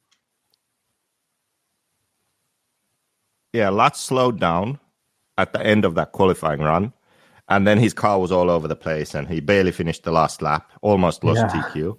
And then I told Degani, "Look, did you see what happened when Lutz tried to drive safe and a bit slower? He almost flew off the track 17 times on one lap. You are slow all the time, Degani, so they won't work for you. Don't worry about what he's running. I'm telling you what to run." Mind you, it was a great 40-plus man, Richard Saxon, Mike, Joe, JQ. You got some serious competition there in 40-plus now. True is out. True is there. Saxton, can you beat all these guys? And Pavidis was running too, and I think let me check. I think he TQ'd both 40 and 50-plus. I didn't know he was allowed to run that. I don't know. But anyway, enough about all of that. Welcome back, JQ. Good to have you on her. Let's talk about I think True TQ'd 40-plus. He did. Yeah, but Pavidis was there too, right? Wasn't he? Yeah, but I think he ran 50. He was second. He was second in 40-plus in qualifying. Then he him and Baker. Degani jumped into Pavidis, and then Pavidis crashed him. His car broke.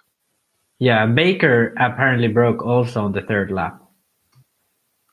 But did you? Oh, so we'll talk about Barry Baker. Remind me to say something about Barry Baker when we get at the end of Nitro Buggy. All right, so we're here to talk about the glory class, which was Pro Nitro Buggy, which we saw Elliott Boots come over there and win. I did say Elliott Boots on the last podcast, Max. I did say he could win it. But Keenan, I have to say this: you always say things.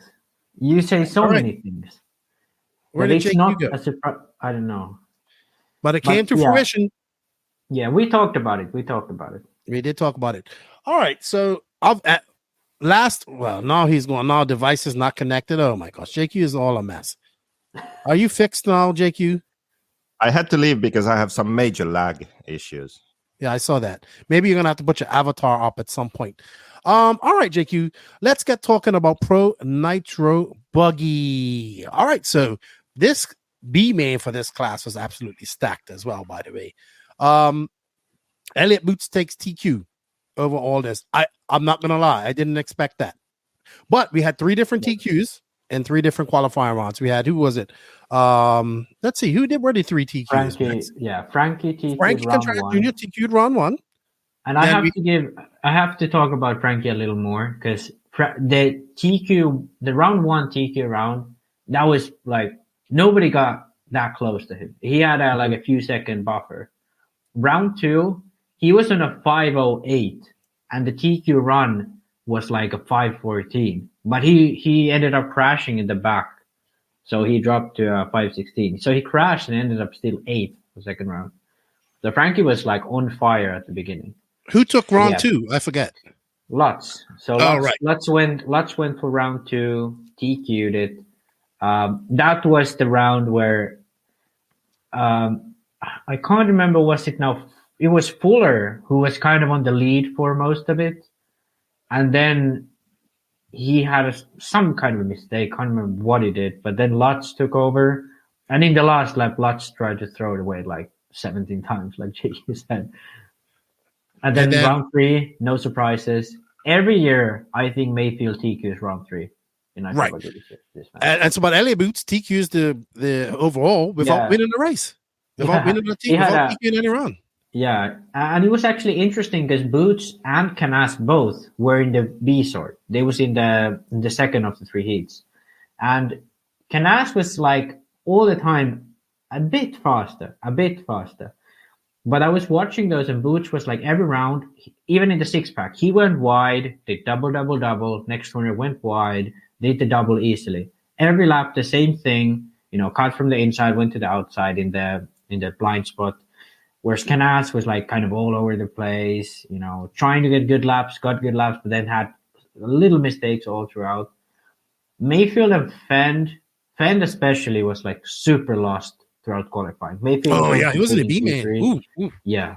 Fend was BQ actually, so yeah, I was unlucky, but he was definitely not looking good through qualifying. He had a good best lap, but it doesn't get you too far.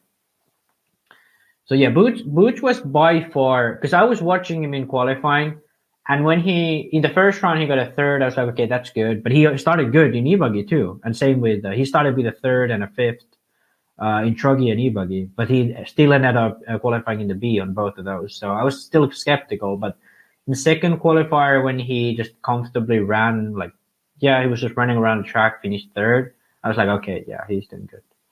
And then Q3, second, so solidified the TQ. Yeah.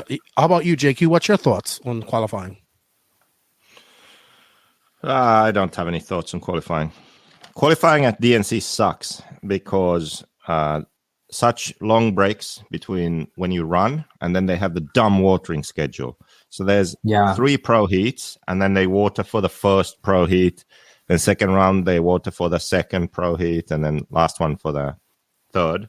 The problem being the water I would say probably the water in the first round is the most disastrous because it's cooler, it's a bit damp, but the track's already sort of drying and getting faster the whole time. So then when they water for the first heat is slower because of that, especially in the early laps. Then second round, it's normally daytime, so the water doesn't matter that much. But it still affects that first heat for the first laps. Second heat that gets the water. It affects that heat. And then the last run is normally at night when very often what happens is they don't water out just a bit. And then it doesn't make much of a difference usually. So it's really unfair if you have fast drivers spread among the different heats. So it makes a significant difference to the results based on which heat you're in. Hence why it would make sense to have all the top guys definitely in the same heat. All the guys who are like top 10 in the same heat. But even then, it still sucks for the people who are sort of on the bubble of almost being able to qualify to the main, for example. So if you get unlucky with the watering schedule, then you're screwed. Like one round is most likely done for you. You can't do that well in that round. Yeah. For example, first round. Yeah, for the first round, the third heat got like quite a dry track, I'd say. It was more dry than you'd like. And when it's like that, you easily make mistakes because you go in dust and you have these huge holes there. So for the first round, I think none of the third heat drivers had a good run, Yeah, I would agree. Rivkin was an only one. I think it was Ebuggy where this was the most evident. I think it was the first round. So the first heat got water and they sucked. Then the second heat, the top 5 was basically from there, of 4 out of the 5 drivers or whatever. And then the last heat, it was all dusty, but also windy, like the wind picked up. So then they were screwed.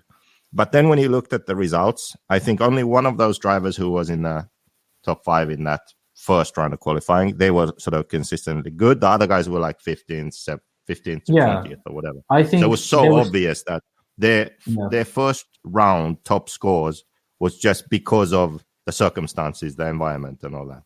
Yeah, like that's really actually made a big difference. That's actually a great point because Ebuggy Q1, Tollard, Boots, he was one of them. Tollard, Boots, and Pariente all qualified in top 5 in round 1. None of them made the main in Ebuggy. Yeah, none of them. Exactly. And is that because they suddenly just forgot how to drive or what? No, it's because fucking qualifying at DNC is a shit show. It sucks. Yeah, and I have to say for Nitro Buggy 2, Q2, the second heat, like first round, they actually watered not a lot. And that's why Frankie was able to do so well because he got like a light shower. You could see from the video there was no puddles, no nothing. You know, a very light shower. In the morning, the track's still damp, so when you have that, you know, clean, slightly damp line, it's really grippy. So, and it's also easy to drive on. So obviously, Frankie, he drove great, no doubt, but also he got good conditions to drive on. Second round, in the second heat, they absolutely soaked the track. I think it was like 3 p.m. or something, so it's the hottest and driest of the day. They absolutely soaked the track for the second heat. And you could see, I think Boots didn't, because they was running like 43s. His first 2 or 3 laps were 45s. And at the end of the round, both him and Canas were running low 43s. So they essentially, the track got almost like 2 seconds faster on their best lap from the beginning, because it was so soaked. And that, like Boots or Canas could have, perhaps if they had a little bit fairer watering, they could have TQ'd round 2. But because of the watering, they only got like third and fifth or something. So I think it was really obvious at this event that the watering played such a big role, and it's annoying every time. It seems to be every year. And even more, because this year when you looked at the times, you had like I said before, top 15 was like within 5 seconds in one of the rounds. So I think. Yeah, go on.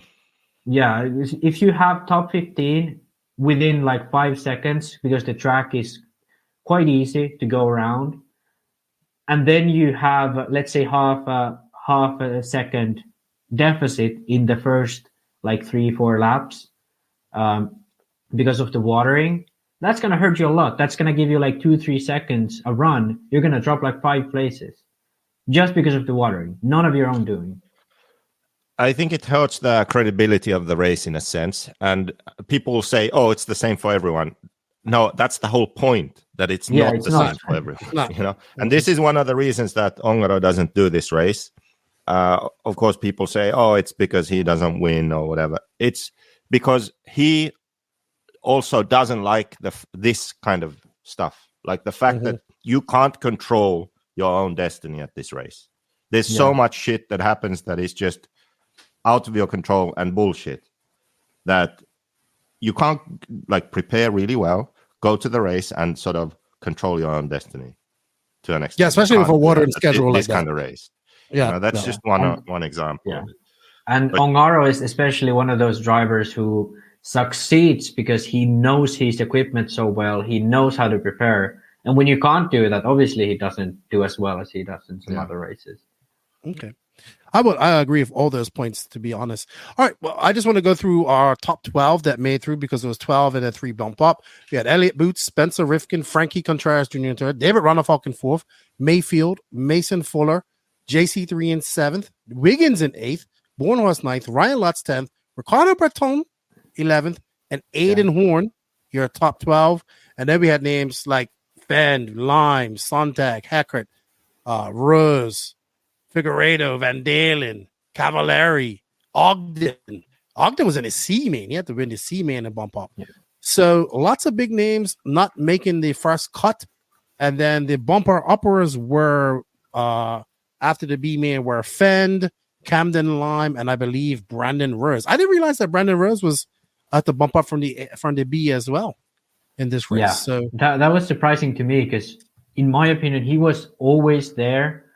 And in the end, even he finished 6th. So, like, it wasn't even that he didn't have. I don't know what happened in qualifying. Perhaps he got screwed up by the watering. Who knows? But who knows? But we come up. I could have sworn that Joey had changed it where the Pro A mains were earlier. Or was it like that last year, Joseph? What was the last one? I can't remember. Or has it always been like that? I think I don't think he's ever done that. He has to change Silver State, it. Maybe. Yeah, Silver State was like that. Yeah. I think so. So I am an RC enthusiast. I could not stay up to watch the final. It was just too late. It was too late for me, and I'm on the East Coast. I really wanted to watch this live. I wish they would do it like Silver State and have this main earlier, because it is the premium main, right? We want to watch. This is what everybody cares about. This we can talk about this in my rant, right? Actually, okay, we can. All right, that's cool. That's one pet peeve I have with that. Anyway, so I did not watch this live. I watched this in the morning, and I guess we start talking about the race if you want to. No. Yeah. Or did you have anything you wanted to talk about in specific? I don't know. Maybe we start with the video that I have. Right. We talk about those things. I don't know. Maybe that will go straight into ranting. All right. Maybe we don't then. Well, I think we go through the race because I had a few points I kind of wrote up. To start out with, Boots led every single lap. He made one crash just before the finish line, and that's where Runnefall got to his closest, which was like barely under 4 seconds. And after that, I think he did 2 crashes, both sort of at the back right corner. One they just barely caught on camera, and the announcers were clueless and didn't know what was going on. It was when David suddenly was within a second, and they were right there. Runnefall made a lot of mistakes trying to push too. Yeah, more than I've seen. He crashed like 10 times in the left-hand side double. Oh, that was his kryptonite. Hey, let's do the video, and then we'll postpone any sort of ranting. Let's do the video first, because I know we'll cover a lot that's in the video. All righty then. I think we should take us all off screen for this.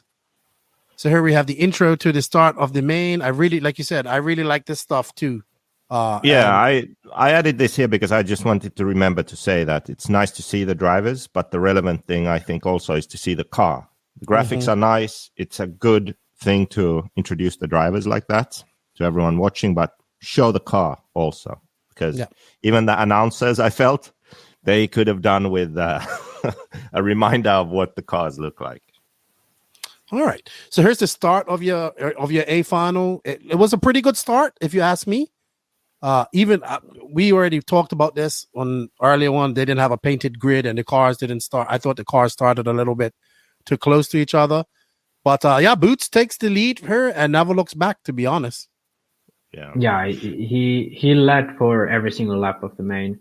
The polar opposite can be said for Frankie, because he started on third and he was never within the top 10 after.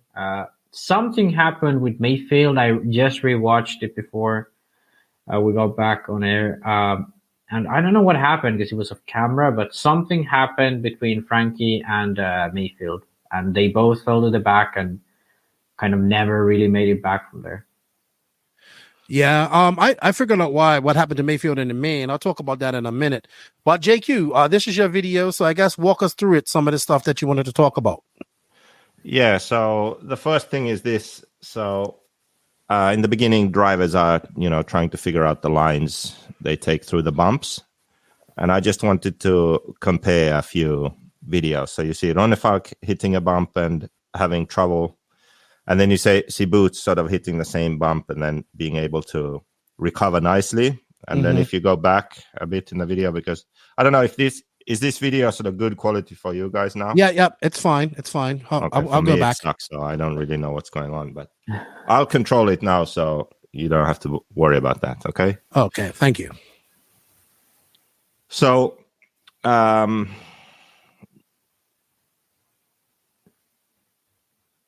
so we see Runnefall hit a bump, and then it takes a long while for him to recover. Is that what we're looking at right there? Yeah. And then Boots hits the same bump. Boots hits the same bump, and then he sort of actually hits 2 bumps and just keeps on going.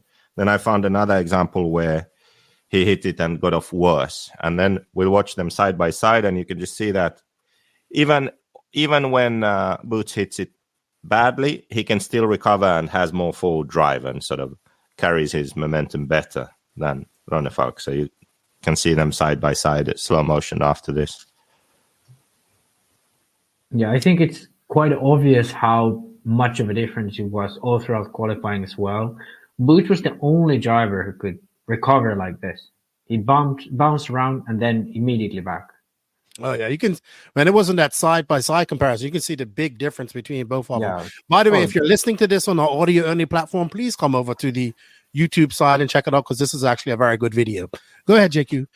Yeah, so then that forward drive and sort of the loose rear end, I think that was an issue for Runnefall, which was obvious here on the left side of the track with these doubles, because he had a number of problems there, and I just compiled a few here so you can see. So not getting enough forward drive to jump the double, and then boots taking the exact same line, basically. So there were some bumps in the corner, and you can say like, oh, you just have to pick a better line. Yes, that's true. But then in this example, you can see the difference that the setup makes, because they take the exact same line, do the same thing, and then this is the difference. So yeah, I talked about this before JQ came on, and I argued that Boots just took a better line all the main throughout this. But yeah, here they are pretty much the same. But I still argue Boots was more conservative with his lines. Ronafalk was kind of optimistic, even though he made mistakes one after another at this section. He still kind of tried to keep it on the inside. So I think he could have switched it up a bit. But yeah, I do agree that forward drive. Yeah, and I think some of these are like the very next lap this happens. So this is like obviously a sort of problem section for him in the main.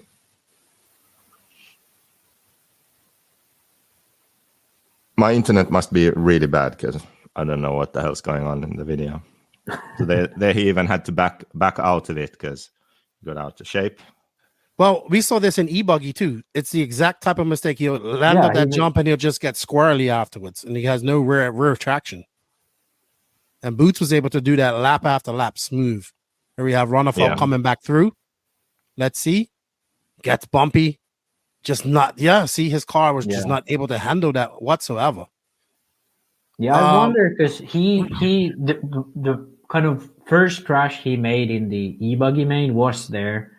I wonder why he didn't like change it up at any point of the race. He kept making that mistake from the whole weekend, pretty much, in the main. Yeah, and one of those was actually when you saw Boots running there. You saw that at that point, Ronafalk was just like 1 point something behind him. But you can just see on the corner of the screen when he enters the double section and he crashes. But they are following Boots. And then when Boots does this double going back, you see the marshal running away. So Ronafalk crashed there and lost like 4 seconds or something. That was one of the clips. But then we'll save this for the rant. My point was just that I think that getting second in this race was a really good result for Ronafalk, but it's almost sort of more impressive when you look at the main and how the car was handling and the mistakes that were made, and still to think like right with a few minutes to go, he was still like fighting for the win. Literally, like had Boots made one big mistake, Ronafalk could have won the race. So that's really impressive, taking into account that when you look at these clips, it's obvious to see that his car wasn't handling as good as Boots' car, and he made more mistakes than Elliott also. So between those issues, he was able to adapt and use his full range of skills and talent to go fast, right? He could have might as well be in 10th place like in Truggy and a non-factor, but he wasn't. He was able to put it together and be fast enough to be up there and stay up there, even with those issues. So that was kind of my point. But we can. This is like I have a question. One of my rants. We'll save it for later. I have a question though, JQ. As your engineer eye, your race engineer eye, your setup eye, what are you seeing that car needs in that situation? Well, it's hard to know hard to say because I don't know what he was running, but it clearly sort of the rear end seemed loose. When he would get on power, it was loose. So he wasn't comfortable in sort of doing a corner, getting on power and exiting the corner, which is the pillow ball fishing, like Robert says, when the rear end fishtails. The thing is that on most pillow ball cars, X-ray also, when you have the positive offset on the rear, when you get on power, the rear wants to turn the car. So most likely that's what he's running, because that's how the X-ray comes set up, and you need to adjust your driving to it and also the setup of the car to sort of be comfortable with that. And if you don't have enough grip, that's what causes that issue where you have some bumps in a corner, you get on power right as you are hitting the bumps, and the rear is so loose that you don't know where the car is going to go. Is it going to oversteer or push, or what's going to happen? And he was struggling with that, I think. And well, that's, yeah, it's like, oh, the car doesn't jump and land well. Well, I think it's more because he wasn't able to accelerate with traction straight into the jump. That was more the problem. And then that's what caused the sort of bad jumping, I would say. So, yeah, that's what I think. So he wasn't comfortable with the rear grip of the car, sort of mid to exit of the corner, and then it also didn't handle the bumps well enough. So that's... Well, I guess we could say the same about Dakota Fenn, because he was exceptionally, I think he was the fastest guy. Well, in this that's race. What's coming up next in the video. Okay. If you put the video back up. I have a different opinion. So I have been critical in the past. Let me just get back into control here. So we had when Ronne Falk made this mistake, when he couldn't do this double. This was when Fenn was actually ahead of Ronne Falk, pulling away a bit. And you know how he had one less pit stop. So at this point in the race, Fenn is in a good position. If he can maintain this pace and make no mistakes, he will gain that pit stop, and he will actually be ahead of Ronne Falk clearly, and he'll be battling boots for the win of the race. Okay, so this is like a pivotal point for him in the race. He is on track ahead of Ronne Falk, pulling away.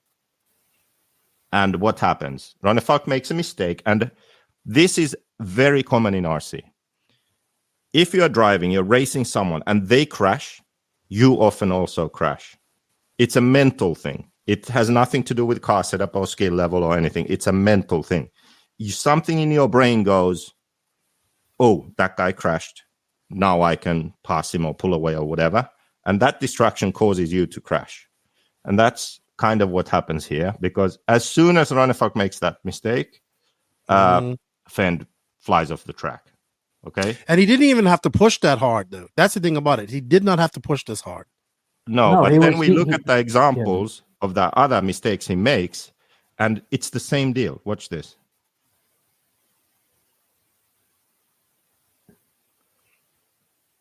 So here he is again. Oh, finally he's right there with Ronne Falk. What does he do? Jumps off the track. Okay, so he's been driving alone most of the time, because you know how the pits are. The pit timing is different. So then there are these moments when they are on the track in the same place. And that's when he would need to sort of capitalize on that. But he blows out. He fends himself, right? And this is another good example of that. So I think it's, is it the last pit stop? Yeah, the last pit stop. So Ronne Falk leaves the pits. Fenn has already pitted a while ago. And what does he do? Crashes again, going into the double. So 3 times at least in that race, he was doing really well. He had a good pace. Then he gets in a situation where he is on track with his competitor, and he immediately crashes. Like old Dakota Fenn. 3 or 4 times. So he has the pace. He can do it.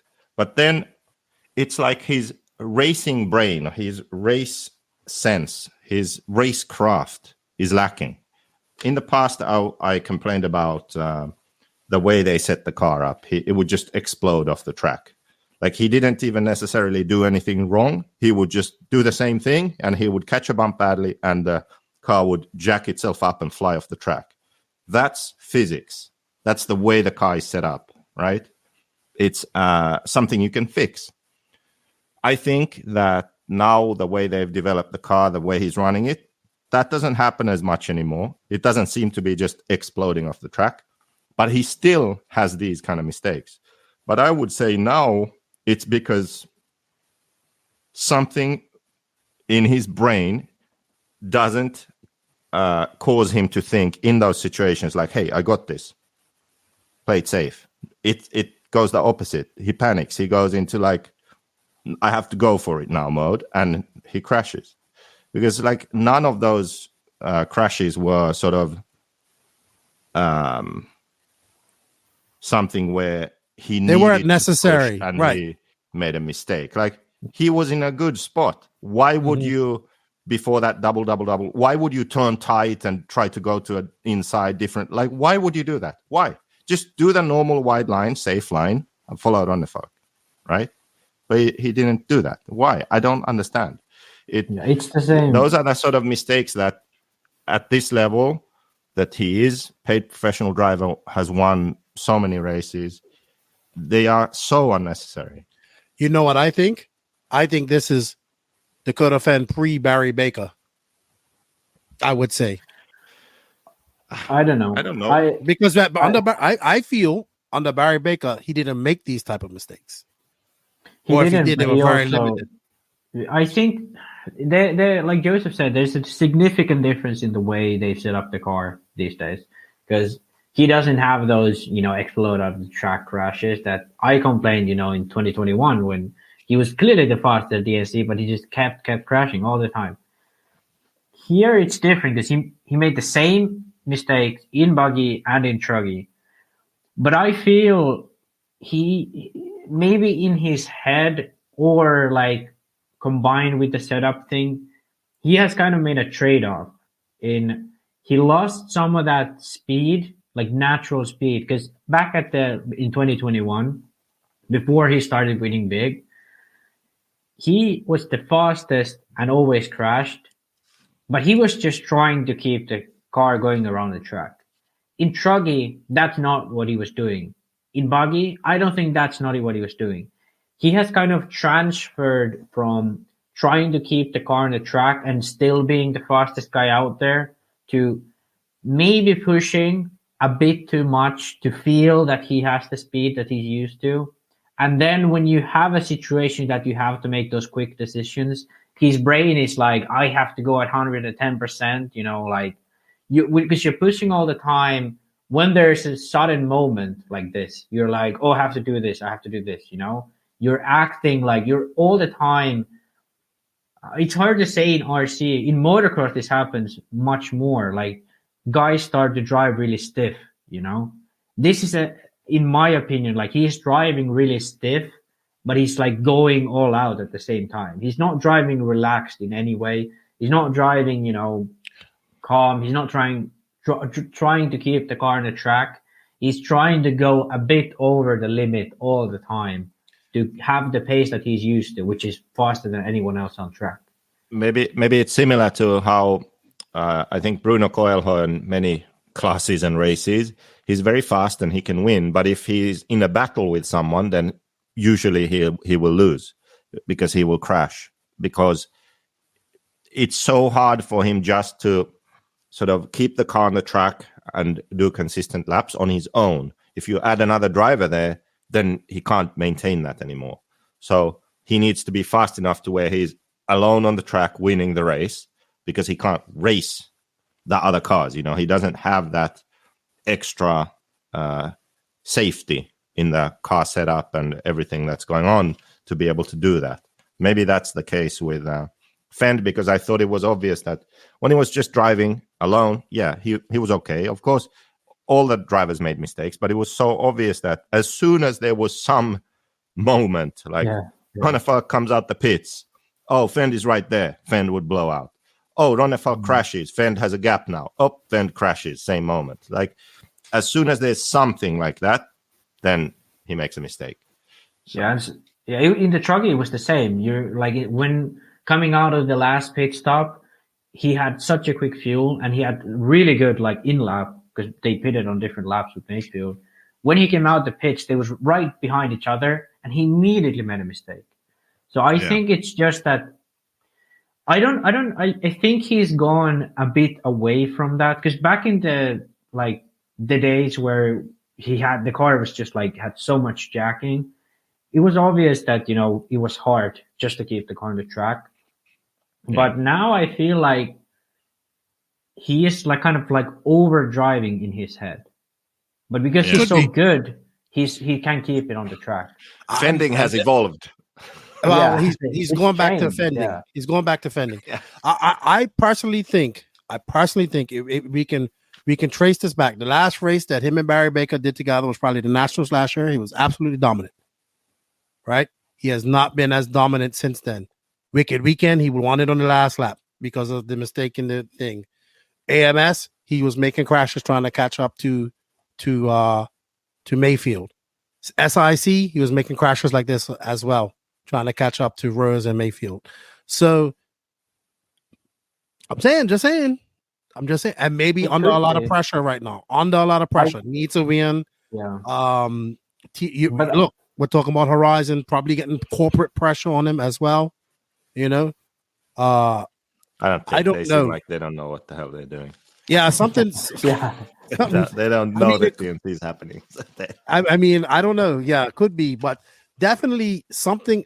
I think I have to agree with you, JQ. It's a mental thing. It's his racecraft. He has to work on it, and something switched. Yeah. Something needs to be switched back on. I don't think I have to say this because I think the changes in setup they made with Barry from 2021 coming into 2022 and then on to 2023 until Barry left, I think the package was fine. But I do have to say, I do slightly agree with Barry making a difference because he is under a lot of pressure. The way he drives these days and the way the car is set up, he's all the time on the very limit in driving wise, not on the car necessarily, but in his head. You know, I think he's on the limit. And having someone like Barry, I think like unconsciously or even consciously, he could have took the pressure off of him a lot. It could be that. So now he's kind of there with Sontag, doesn't really know his pitman like that well. I think it's good with Sontag, but Barry was a different, like a mentor type of thing. Yeah, like he's specifically there for him. Whereas you know who Barry's mentoring now? Rivkin. He's in the Rivkin's cap now. Saxton was fired. What the hell? That's what Greg said. Saxton was still pitting him. Yeah, Saxton was he's full-time 40+ now. Yeah. So, all right. So we talked about Fan, we talked about Runabout. Well, let's talk about the man that actually won this. Yeah. Right? Yes, let's give Boots his credit. You know, last year around this time, Max, if I recall, we were talking about maybe Boots is going to retire. He doesn't look as good. What's he going to do? Even you and I think even maybe you and I, JQ, might have said the same thing. I don't know if you heard this podcast. No, so I think it was a year ago or just over a year, like the end of the year 2022, maybe. And on a podcast, I said that Boots is underperforming. I said he works at Reds, lives in Italy. There's a track 5 minutes down the road. He should be doing way better than he is. Like, there's no excuse. He just doesn't care anymore, it seems. Like I said something like that. I think it was actually something to do with silly season, like if he will stay with S-Works or not and all that. So it was kind of we were basically saying that Boots is done, but not because of any other reason than his attitude. Like he just doesn't care enough, doesn't put in the work, and that's it. He has no excuses. And then like 6 to 8 months later, he starts performing. Like I would say it would be the Italian race when it started. Yeah. What is that track? Gussago track, which is his home track. He started winning some races there, but then also other races like Buggyland. He was really fast. Last year was he fast? Yes, he was fast. Second at Euros. I think the first big that because we talked about it on this podcast with Keenan, that race where he beat Polito. In the last lap, they had a thing with Polito. He beat him. Then he beat him again later on the year at the Reds GP. But then it got taken away from him. Yeah. But that was funny. But the first time he beat him, then it was the Euros. He finished second behind Canas. Then it was Buggyland. He should have probably won fastest. And then the Reds GP, he effectively won it. It got taken away from him, but it is what it is. But he was on a roll. And I think, maybe it was that because we talked about it. We talked about in the podcast that Boots was looking for a ride. He was asking around for jobs, basically, because it looked like he was going to get kicked out from S-Works. And then just before the Euros, like he really turned it around. So I don't know if it was just like he started putting in the effort. He realized that he has to do well. And since then, Montpellier was maybe a little bit disappointing. Yeah, but I would there say really hasn't been a bad event. Was because of the tires, I think. Montpellier, he was Yeah, the best hot race. And the hot race weren't that competitive compared to those other tires. So taking that into account, he was actually doing well because he was really the best. Yeah, that's true. That's true, because I was thinking before going to DNC, because last year was amazing. Any race he went to, he was good. Right up until like the end of last year. And yeah, Montpellier, like you said, he probably wasn't on the best tires and still was the best of that tire brand. And now goes on to win. So they really hasn't been bad results from him since that, first win at Ospiteam against Polito. Oh, he's rejuvenated his career. And not only was he, like, this wasn't a freak win. He was consistently fast all weekend. You know I mean? Yeah. TQ. He was. I think this rank now. Boots has won Silver State and he's won DNC now. He's won the two biggest American races. Man, I think Boots is in great contention for September. Man, I think September is going to be awesome. I can't wait for the Worlds, and we have I think that right now the S-Works hot race package that he's got, even Juan Carlos Canes, because Juan Carlos Canes was flying. S-Works was very good at DNC this year. Point blank. They've now won the two major American. We had SIC, Brandon Rose wins. We have DNC Boots wins, right? That's two major races in America. S-Works has won. Two different drivers. Two unexpected. Bree Rose and I expected Boots to win, but I didn't expect him to win, right? I think it was. I think that right now, Elliott Boots is probably the hottest driver in RC 8-scale racing, in my opinion. I'm going to throw it out there. I'm not going that far because I think, well, okay, Montpellier could be the tires, but Ongaro can do well even if the tires aren't suiting to his. Canas can do well even if the tires, because Boots kind of still needs his package to be good to do good, and I still rate Canas higher, even though here Boots was faster than Canas significantly. I want to point out what you said about the brands, because before the race I said that Tekno is going to have the most guys in the main. I have to say the track probably didn't suit them because it was a lot more corner speed based, which they notoriously kind of suffer with. But there was 6 S-Works buggies in the final, 2 Teknos and 2 AE. So before on this podcast we talk about Truggy, Tekno had the most. In buggy, there was barely any Teknos in the mains, considering the size of that team. So before we go ahead, JQ. Well, conclude that and then we go back to Boots. Well, not only that, I'm good. Not only that, you had Joe Bornhorst in 5th, Brandon Rose in 6th. Yeah. Mason Fuller 8th, Camden Lime 9th. Great weekend for Camden Lime. Yeah. And it's funny because last week we talked about Joe like he's retiring, but he finished. And then Juan Carlos Reclass, he had a retirement, but before he retired, he was in the top 5. Yeah, he was in third, or fourth. S-Works is. Yeah, S-Works is onto something at the moment, man. S-Works is onto something. They have something's going clicking with their cars, and it's going to be an interesting year to see what happens later on. Yeah, for Boots, it was very good that he got a continuation with S-Works on the deal. I think because he just sort of got fast again. So it would have been a real shame if he couldn't have continued there. Now he has a good chance to have good results now throughout this whole year and however long his deal is. 1 DNC, 1 Silver State, 1 Euros TQ'd the Worlds. 2 Euros. Yeah, well.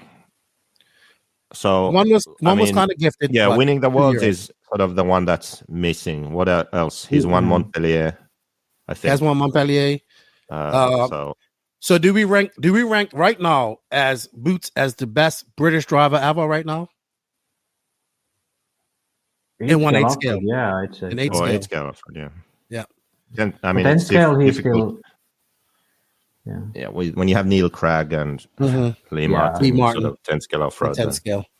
Can't really compare. But anyway, so what you said was good. Like, yeah, S-Works has something going right now. And this is like my first rant. It's true. They do. Because they threw a lot of money for many years already, paying a lot of drivers. So they have a number of paid drivers whose job it is to go to the track, test, work on setup, work on the car, go to races and do well. So it's no surprise that they are doing well. But, and do I think the car is good? Yes, I do think the car is good. Here's my rant. Whenever someone does well, then automatically the people who are not doing that well start saying it's the car. Oh, the car it's just so good. Like Boots' car is just so dialed. It's magic, you know? S-Works is the best car. No, it fucking isn't, okay? The reason Boots is doing that well right now is because he and the car are in tune. Whatever he didn't have up until middle of last year, now he has that. Maybe he went to the track a bit more. Maybe he worked on his setup more. He changed something for sure, because the magic in RC isn't a car or a tire or anything like that. The magic is in RC is when you have a highly skilled, talented driver that is matched with a car that is working to their preference. So whatever their preferred driving style is, that's what the car is naturally doing. That's the magic. Okay? If you took Boots' car as it was off the track, DNC, and you gave it to Ty Tessman, Ty would probably suck with it. Okay? Or where's the fucking magic now? Because it's not the car. It's the combination of a driver with a particular preference and a driving style, and then matching it perfectly with a car setup that works for them. That is the magic. So it's false to look at it as in, oh, Boots did really well, therefore the car is best, therefore now I need an S-Works. That's not the right way to look at it. I'm not saying that the S-Works isn't good. It is very good. But I'm saying that someone else with basically like any other of the top cars except Techno, because it's so far out there, can do the same thing on practically, you know, any kind of track. You can take Ronnefalk, for example. You can take David Ronnefalk. If he is as in tune with his X-Ray as Boots currently is with his S-Works, then Ronnefalk can do that and more, I believe, with the X-Ray. He went to this race completely unprepared, just having one race and not much testing at all with the car, still finished second, okay? If he was fully in tune with the car to where the car setup matches exactly what he wants as a driver, then he would do a lot better. Would you not agree? Yeah, absolutely. I think it would have won this. So right now, as it is, S-Works is the best car ever. X-Ray doesn't go through bumps, doesn't accelerate straight, can't clear simple doubles. That's where we are right now. Like, objectively, we just watched the video, right? Yeah, if you go off just cars. Yes. Yeah. Ronnefalk didn't win because his car sucked in the bumps and didn't go straight. Boots won because the S-Works is the best car right now in the world, right? They had 6 cars in the main and fucking his car was on rails. It just has the best car. That's why he won. Right? That is what people think. That's a mentality. I get where you're getting at. Yeah. But reality, let's get back to reality now. If David Ronnefalk was in tune with his car, if he did the work, did the testing, went there prepared, his car was dialed for him, it would be, I believe, a very different story. Boots has done the work. He is in tune with the car. That car handles how he wants. That's why he went there and TQ'd and won. Okay? I get your point. Does this make sense? It's not that the car is magic. The car is magic for him because he made it that way. Exactly. Yeah. That's my point. All right. And can we before we get into any more rants, I want to wrap up. Okay, go ahead, Matt. Go ahead. Yeah, I wanna bring out one point about this kind of similar topic, and then one big point just to put in the picture for Americans especially. But this first point, I think it's a little bit ironic because Ronefalk goes top 5 at DNC, winning Ebuggy, winning Euros, second at Worlds. After that, no big results. Finished barely in top 5 at IBC in 2023. He switches back to hot race tires and he's in second place at DNC. I think like Ronefalk was probably the worst advertisement ever for Matrix. Because let's be honest, the tires aren't that bad. But the way last year went and the way he's continuing now, it like Matrix must be in Italy right now, like vaffanculo. Like, why did we hire this guy? Because last year was so horrendous from him. He switches back to their biggest nemesis, Hot Race, and immediately goes and does well at the And you know who's smiling? Nicola's smiling. Nicola must love it because there's a big rivalry between Matrix and Hot Race. And yeah. I don't know, Max. I don't know how safe it is for us to go Italy anymore. I don't know, but luckily, Nicola is from the mafia Italy zone, as well. and Matrix is the non-mafia zone. So I think we're safe because we're on the Hot Race side. So there was a rider from France, Christophe Pourcel. He raced motocross world champion, and then he had a bad injury. He landed on someone's bike, actually, and crashed and broke his back, paralyzed for a bit. But he got better and got back to racing and then won in America. Won a couple of Supercross 250 class championships and should have won outdoors. Anyway, so very successful winning rider, but he was a bit on the lazy side, bit of a different sort of person. There were examples of him, for example, qualifying has already started. He's still sleeping. It's like, what the hell? Like, right. Qualifying's on the way. You know, he wakes up, he goes to the track, like time is almost over. He does one fast lap, pole position. You know, he was that kind of guy. Like, he was so talented, just incredibly talented. So he won a bunch of races, I'm sure, made good money, but he could have won so much more. Right? Because what if he had put in the same effort as others? How good could he have been? Right?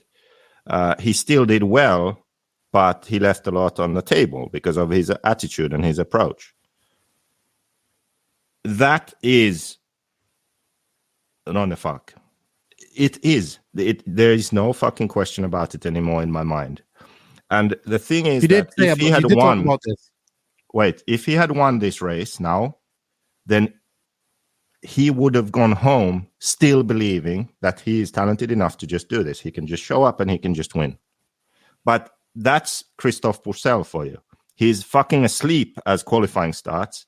He goes to that fucking track, does one fast lap right at the end, and pole position.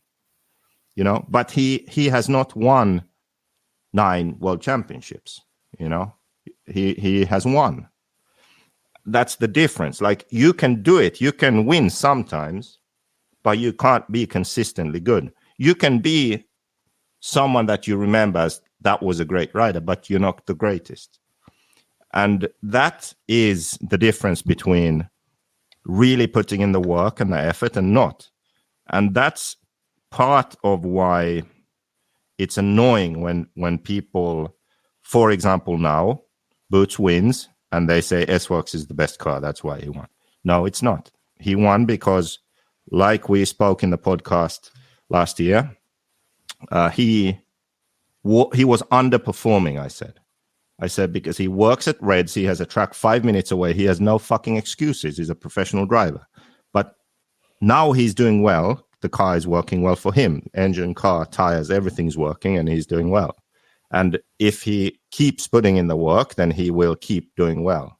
And then the drivers who are exceptionally talented, who Ronnefalk is one of them, there are days where even if Boots puts in all the work, Ronnefalk will show up and beat him, even being less prepared. But my point being, if Ronnefalk put in that work and made the effort, he could be the guy who wins all the races. Omaro. Like, he's good enough to do that. Hey, you understand? hard work. Do you understand what I'm saying? I understand what you're saying. Hard work beats talent when talent doesn't work hard. Yeah.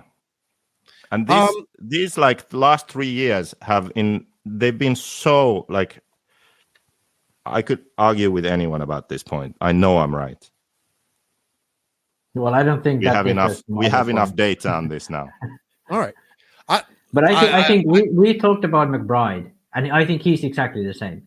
He got a paycheck by not going to big races, not like preparing. He just went to the race, raced, was talented enough to do well, and by making the world's main like every 2 years, he got a good paycheck. That was enough for him, you know.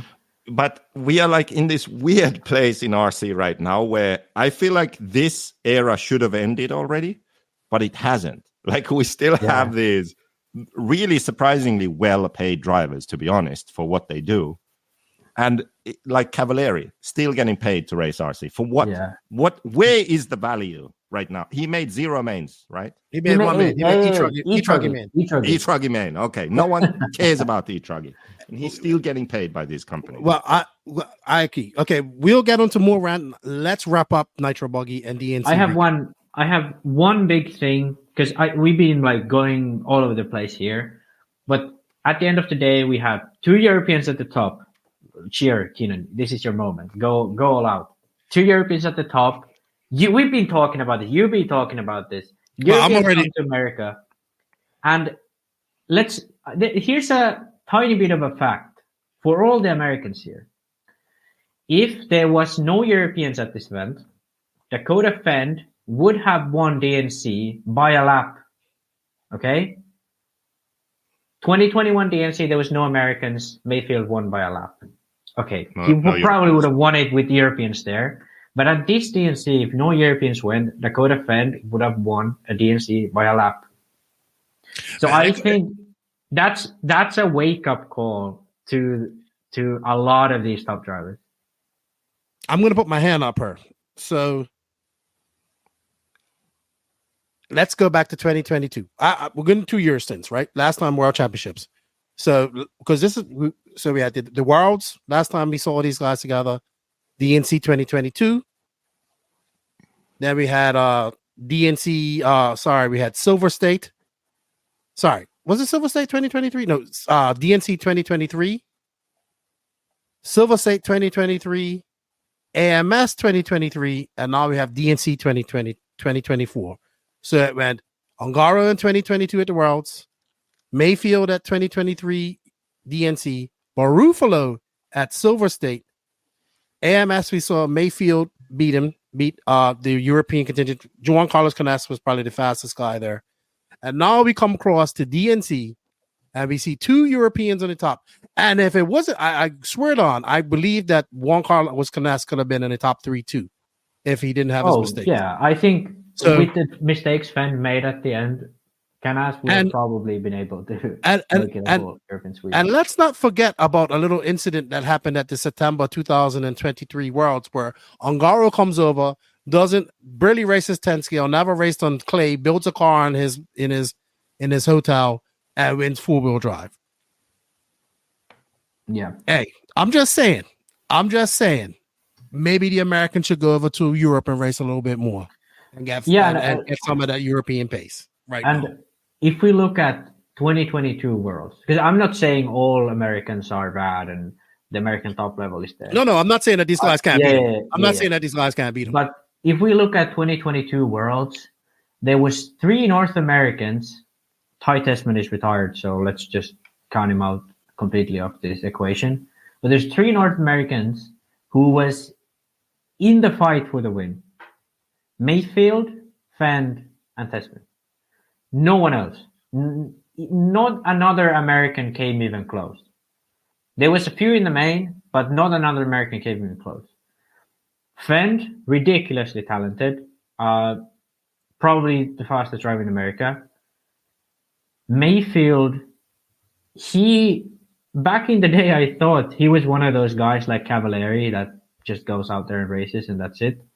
But Mayfield is probably the hardest working and knowledgeable pro in America.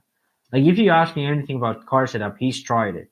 You know. Yeah. He's probably not like I know the physics behind it, but he knows what he needs to do good, and that's why he's so good. Yeah, and I know those this two are for the a only fact ones also. who can compete. Yeah, I know this for a fact because he's a RC enthusiast or hobbyist and just plays around with the RC cars also in his free time and now with his kids. But back in the day, I remember I had JQ at that time. It was after DNC or some practice, I think, before DNC one year. And then he drove my car and he just did a few laps. And then he said that he feels that the car has a lot of drive shaft bind or sweep. And he doesn't like that. Like he wants it to be a bit more free. And I was impressed because it did actually. Like at that point, like my hubs were in the back, were quite forward, and my front hubs were back for that, like to have a big drive shaft angle. But he felt it immediately just doing a few laps with the car. So like that level of understanding and detail you don't get if you have no clue. Like I don't think someone like Cavalieri could pick up the car, do a few laps, and then come back with that feedback. You know, so that's why he is or has been maybe the winningest driver in America in 8-scale Nitro classes now over the last few years. I think that's accurate. Him and Fend have sort of been they've been the dominant guys. The dominant guys. But he is the oldest driver who is still, consistently doing well, winning races, and that's why, because he's putting in the work. All right. Yeah. You know what? Euro. What is his score, Max? So it's Worlds, Silver State. It's 3-2. 3-2. 3-2 with 4 of those events being on American soil. So yeah. And I have a feeling that Silver State is going to be packed with Europeans too. So it's going to be interesting. Of course, we have the Worlds coming up here shortly. And remember, these guys don't race a bunch of classes. They race Nitro Buggy, Ebuggy once in a while. They race on permanent tracks. They don't, we don't see. I mean, there's an argument to be made that maybe some of these up and coming young American racers should go over to Europe to a couple of races. And plus, I would like to see them go over there and race. IBC is one of them. Let's go through some of the order here. Spencer Rifkin in 4th. Just to say to that point, Buggyland always has a fresh track for the race, so there's no excuse. Also, Buggyland, you fly to Madrid, which is a big international airport, so easy to get to. You can probably get decent priced flights there, and the track is like 20 minutes from the airport. There's good hotels. There's zero excuse for Americans not going to that race, actually. Can't think of an excuse, to be honest. Yeah. And it's like, Madrid is like a really nice city too, so you can go on a holiday. I mean, Buggyland, if I don't see any Americans going to Buggyland this year, I have to say, I got to call chicken on this one. Yeah. Oh my gosh, Max. I agree. Oh my Double gosh. chicken. Oh my gosh. You guys are going in deep. All right.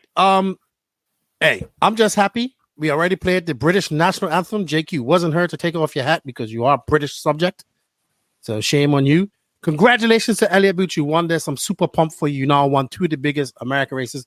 He's talking about going to I think it's going to Silver State, and I think I'm hoping to get the Americans to come. The Europeans to come over for AMS. But it's about time you start getting some of the Americans go over there now. Yeah. I think that this year, literally, I think need to start lobbying for Americans going to Buggyland, Europeans going to AMS. That would be a good end of the year, like September Worlds, then October Buggyland, November AMS. It would be amazing. Yeah. 3 big races. The top I like to see him guys go to over there. IBC too because I like IBC. Yeah, well, that's done. Not going. Let's go. Let's talk about the rest of the class here. We had Spencer Rifkin in 4th. All the practice and testing they've been doing there. He should have got a win. Bornhorst. I think 5th is good for Bornhorst. I think Brandon Rose. It's good. Brandon Rose bumping out of the B to get a 6. I think Brandon Rose had probably one of the best DNCs he's had. He's getting faster each race. Congratulations to him. Ryan Lutz in 7th. I think Lutz would have one of the top 5 or top 3. Mason Fuller probably a little bit disappointed with 8th. I was expecting him probably to win this. Camden Line, very good DNC for him. Made a lot of his and did very well. Mayfield. So what I heard what happened to Mayfield was he said I think Degani said that his bushing spun, and apparently Conrad bushing spun, he thinks, and it has a hole that sprays oil, and that's what made his engine act up. That's what I heard. I don't know. That's what I was told. So that's probably why he got a 10th. Jared Wiggins in a very quiet 11th. Ricardo Berton, not making much noise all weekend, but getting a 12th. Frankie Contreras Jr. not able to back up that TQ, getting a 13th. Aiden Horn, he had a very solid DNC in my opinion. Very solid. Kind of been struggling on the struggle bus with 8 scale lately, so he'll be happy about that. JC3, 15th, but could have been 3rd or top 5 had he not had this issue, and wins Ebuggy. I think it's a good DNC for JC3. Now let's see who didn't have a good DNC. Cole Ogden in the C main. Ryan Cavallari not making the A finals. Let's see who else here do we have her. So what's the story on Ogden? I have no idea. He's all fast. Did he not TQ? He TQ'd around an Ebuggy, and then he was leading the Ebuggy main at one point. Yeah, TZO is like that's the Dart is TZO central, so there's no excuse on tires. I don't know what's going on with Ogden, man. Do not know why he cannot. He should be in the A man. He should be in the top 5 at least at these races. That's my thoughts. Tater Sontag not making it, not a big deal. Seth Van Dalen would not be happy with this, not making the A main at this. Oh, and I think that only techno drivers in the main was Wiggins and Mayfield. Yeah, there was no other techno driver. So Hackert, Barufalo. Barufalo will want to have this back too. Not good. Yeah. Lee Setzer, who's been on fire, not a good Nitro weekend for him. Yeah, but Lee's been not that impressive in Nitro. He's been okay, but he's been much better in electric, and he made the main in electric. So. What about you, Jake? You thoughts on any of that stuff? Before we go on? No, just like Ogden should do better than that. I mean, that's pretty bad from him. We've been saying that for Should we go talk about the winners and losers of this event? Sure. Let's talk about the winners and losers of this event, Max. And that is brought to you by Sidewinder Fuel. Morgan Fuel has been collaborating with many of the world's top drivers for over 40 years. This has enabled us to test our fuels in many of the most challenging situations and take the development of competition fuels to the next level. The result is Sidewinder, the market's most powerful racing fuel.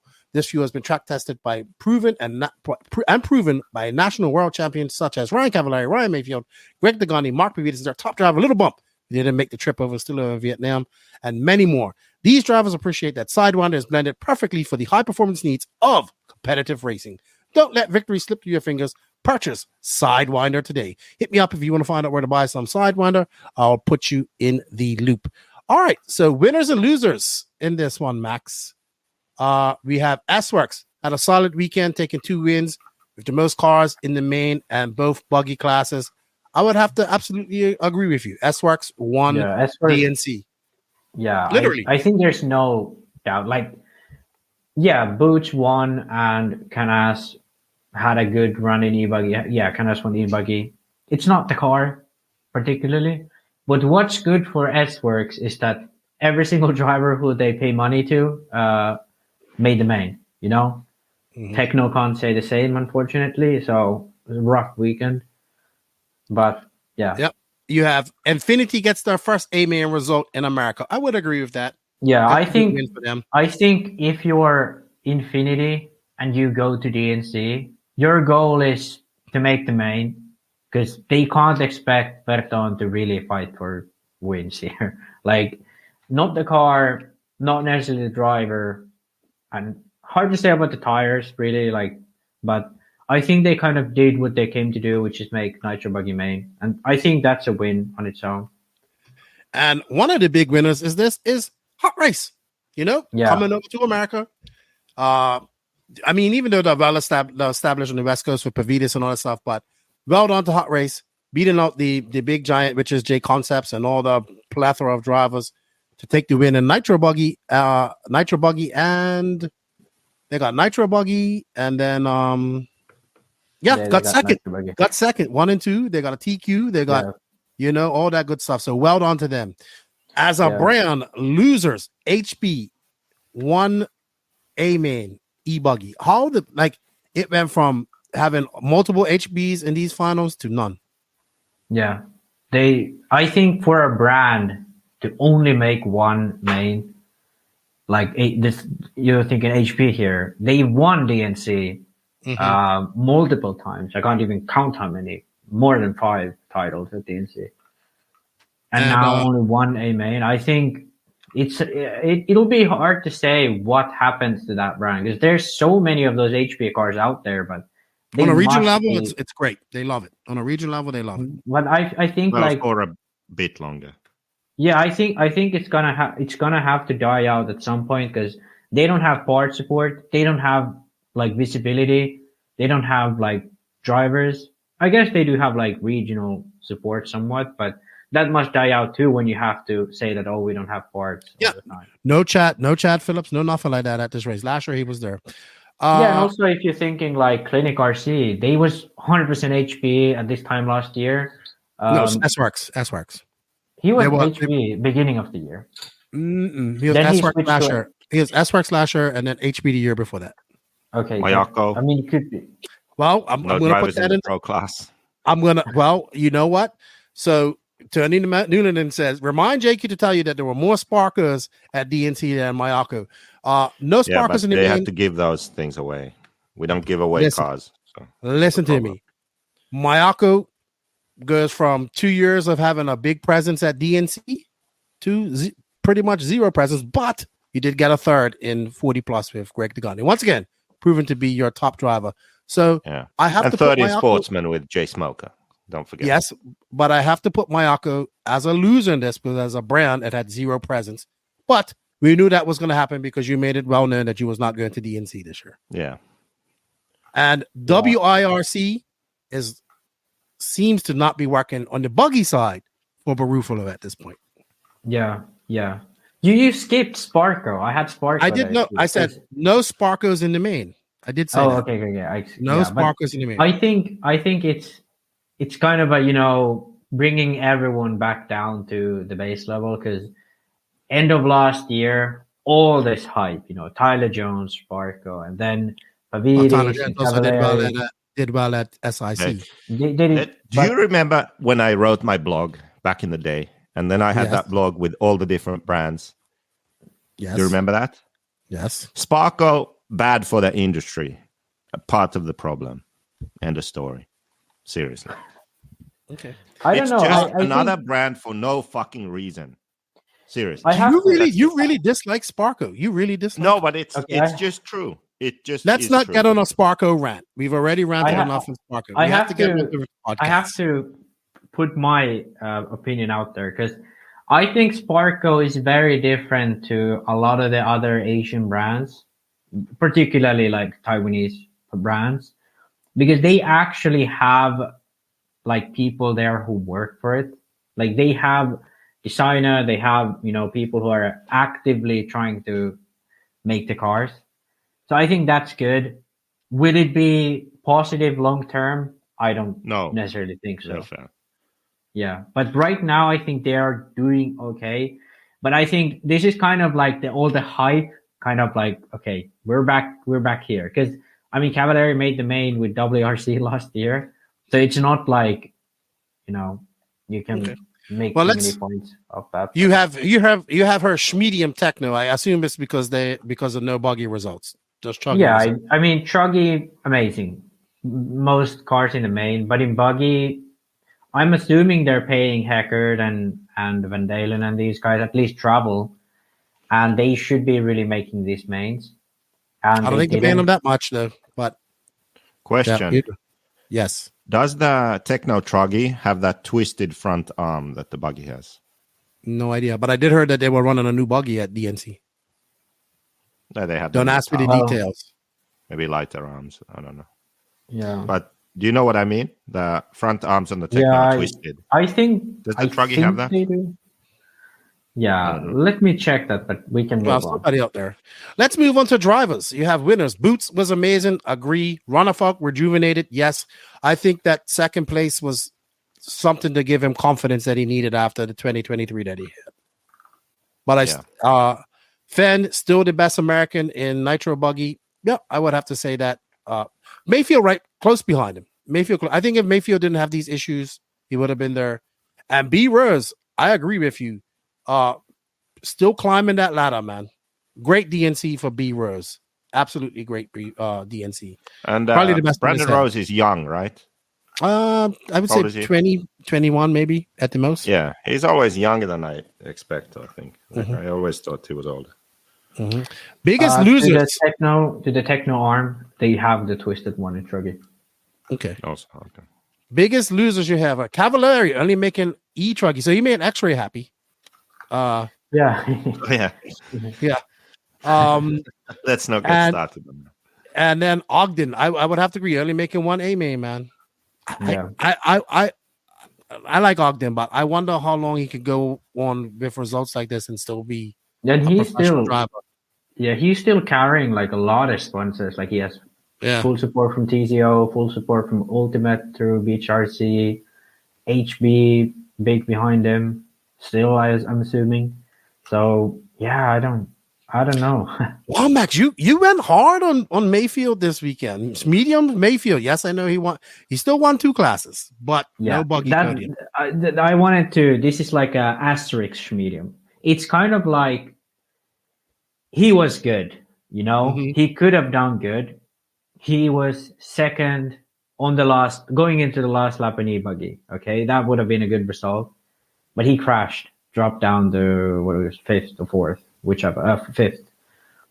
In Nitro Buggy, yeah, okay. I didn't know he had technical issues. I'm assuming he had some issues, but still, you know, he was. Degani said that his engine sounded like shit, and all that type of stuff. Yeah, so. I'm really not saying that his performance was medium, but I think the results. He definitely isn't going home like, I had a good weekend. You know, I think he's happy about the Truggy, both Truggy wins, but I think he still, would want. Yeah, I mean, people will talk about him sweeping this. Yeah, yeah. So, all right.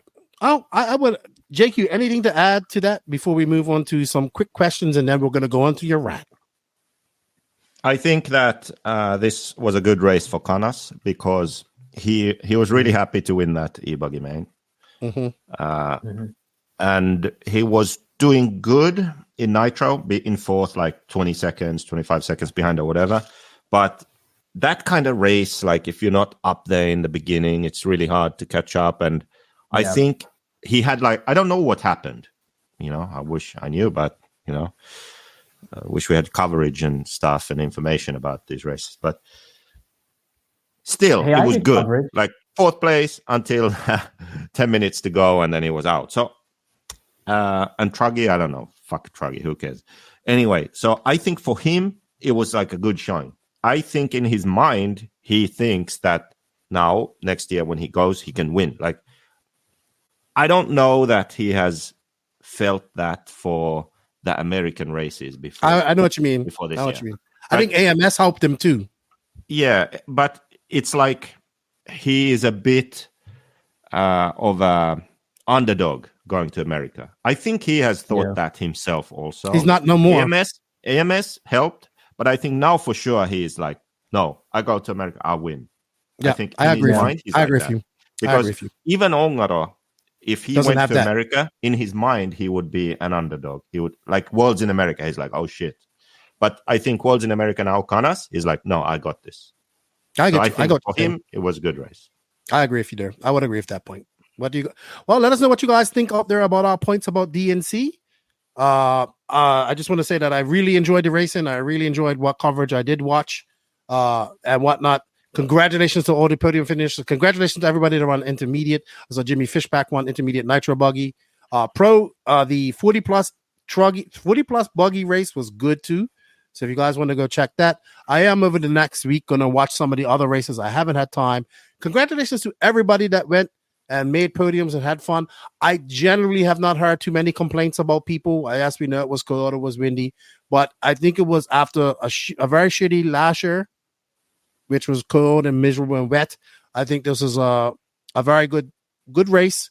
I was excited I'm excited anytime that the international guys, the Europeans, come over and race.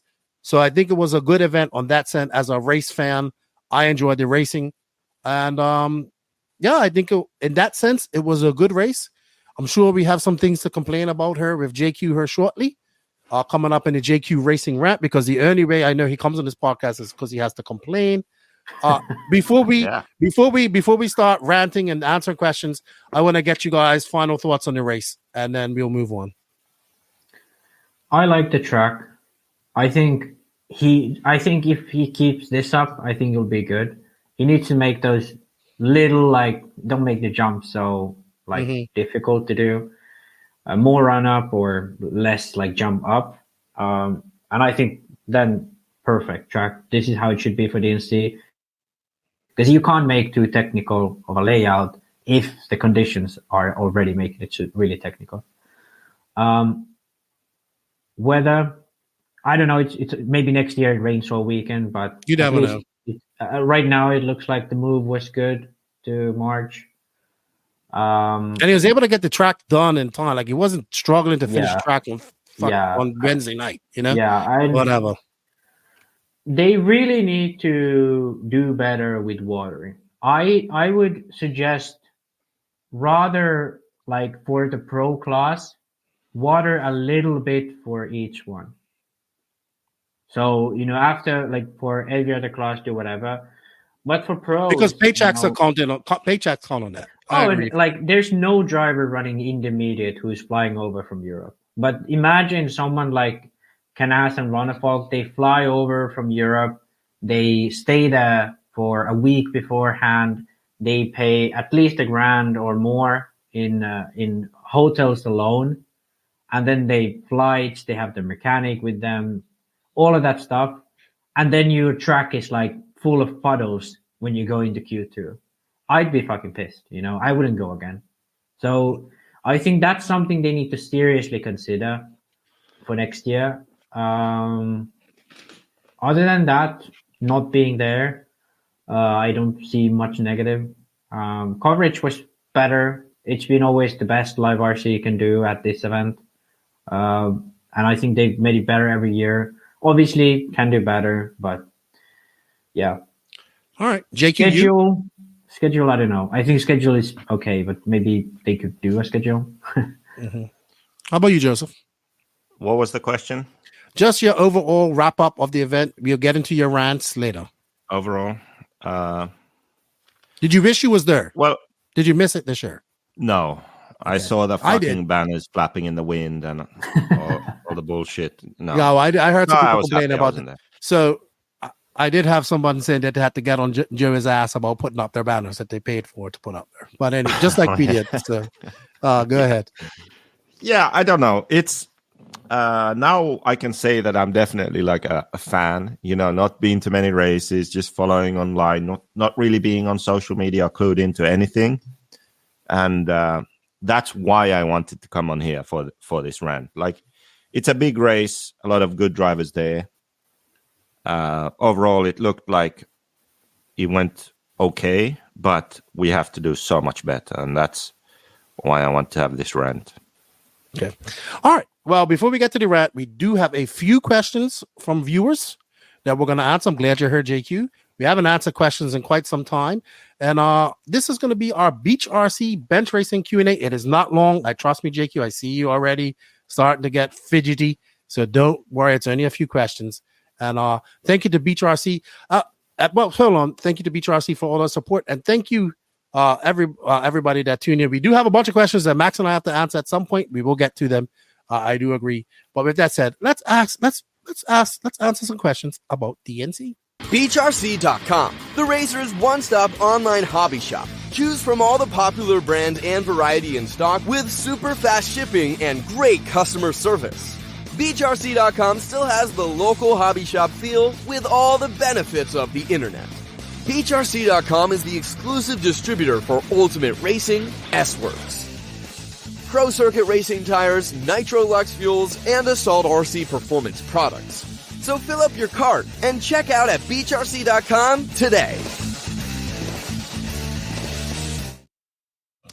Thank you to Beach RC and Brent and Lucas and everybody for the continued support. They have the 10 scale nationals coming on. Remember, you have an affiliate link for Beach RC in the written description of the podcast. Use it, everybody. It helps us out.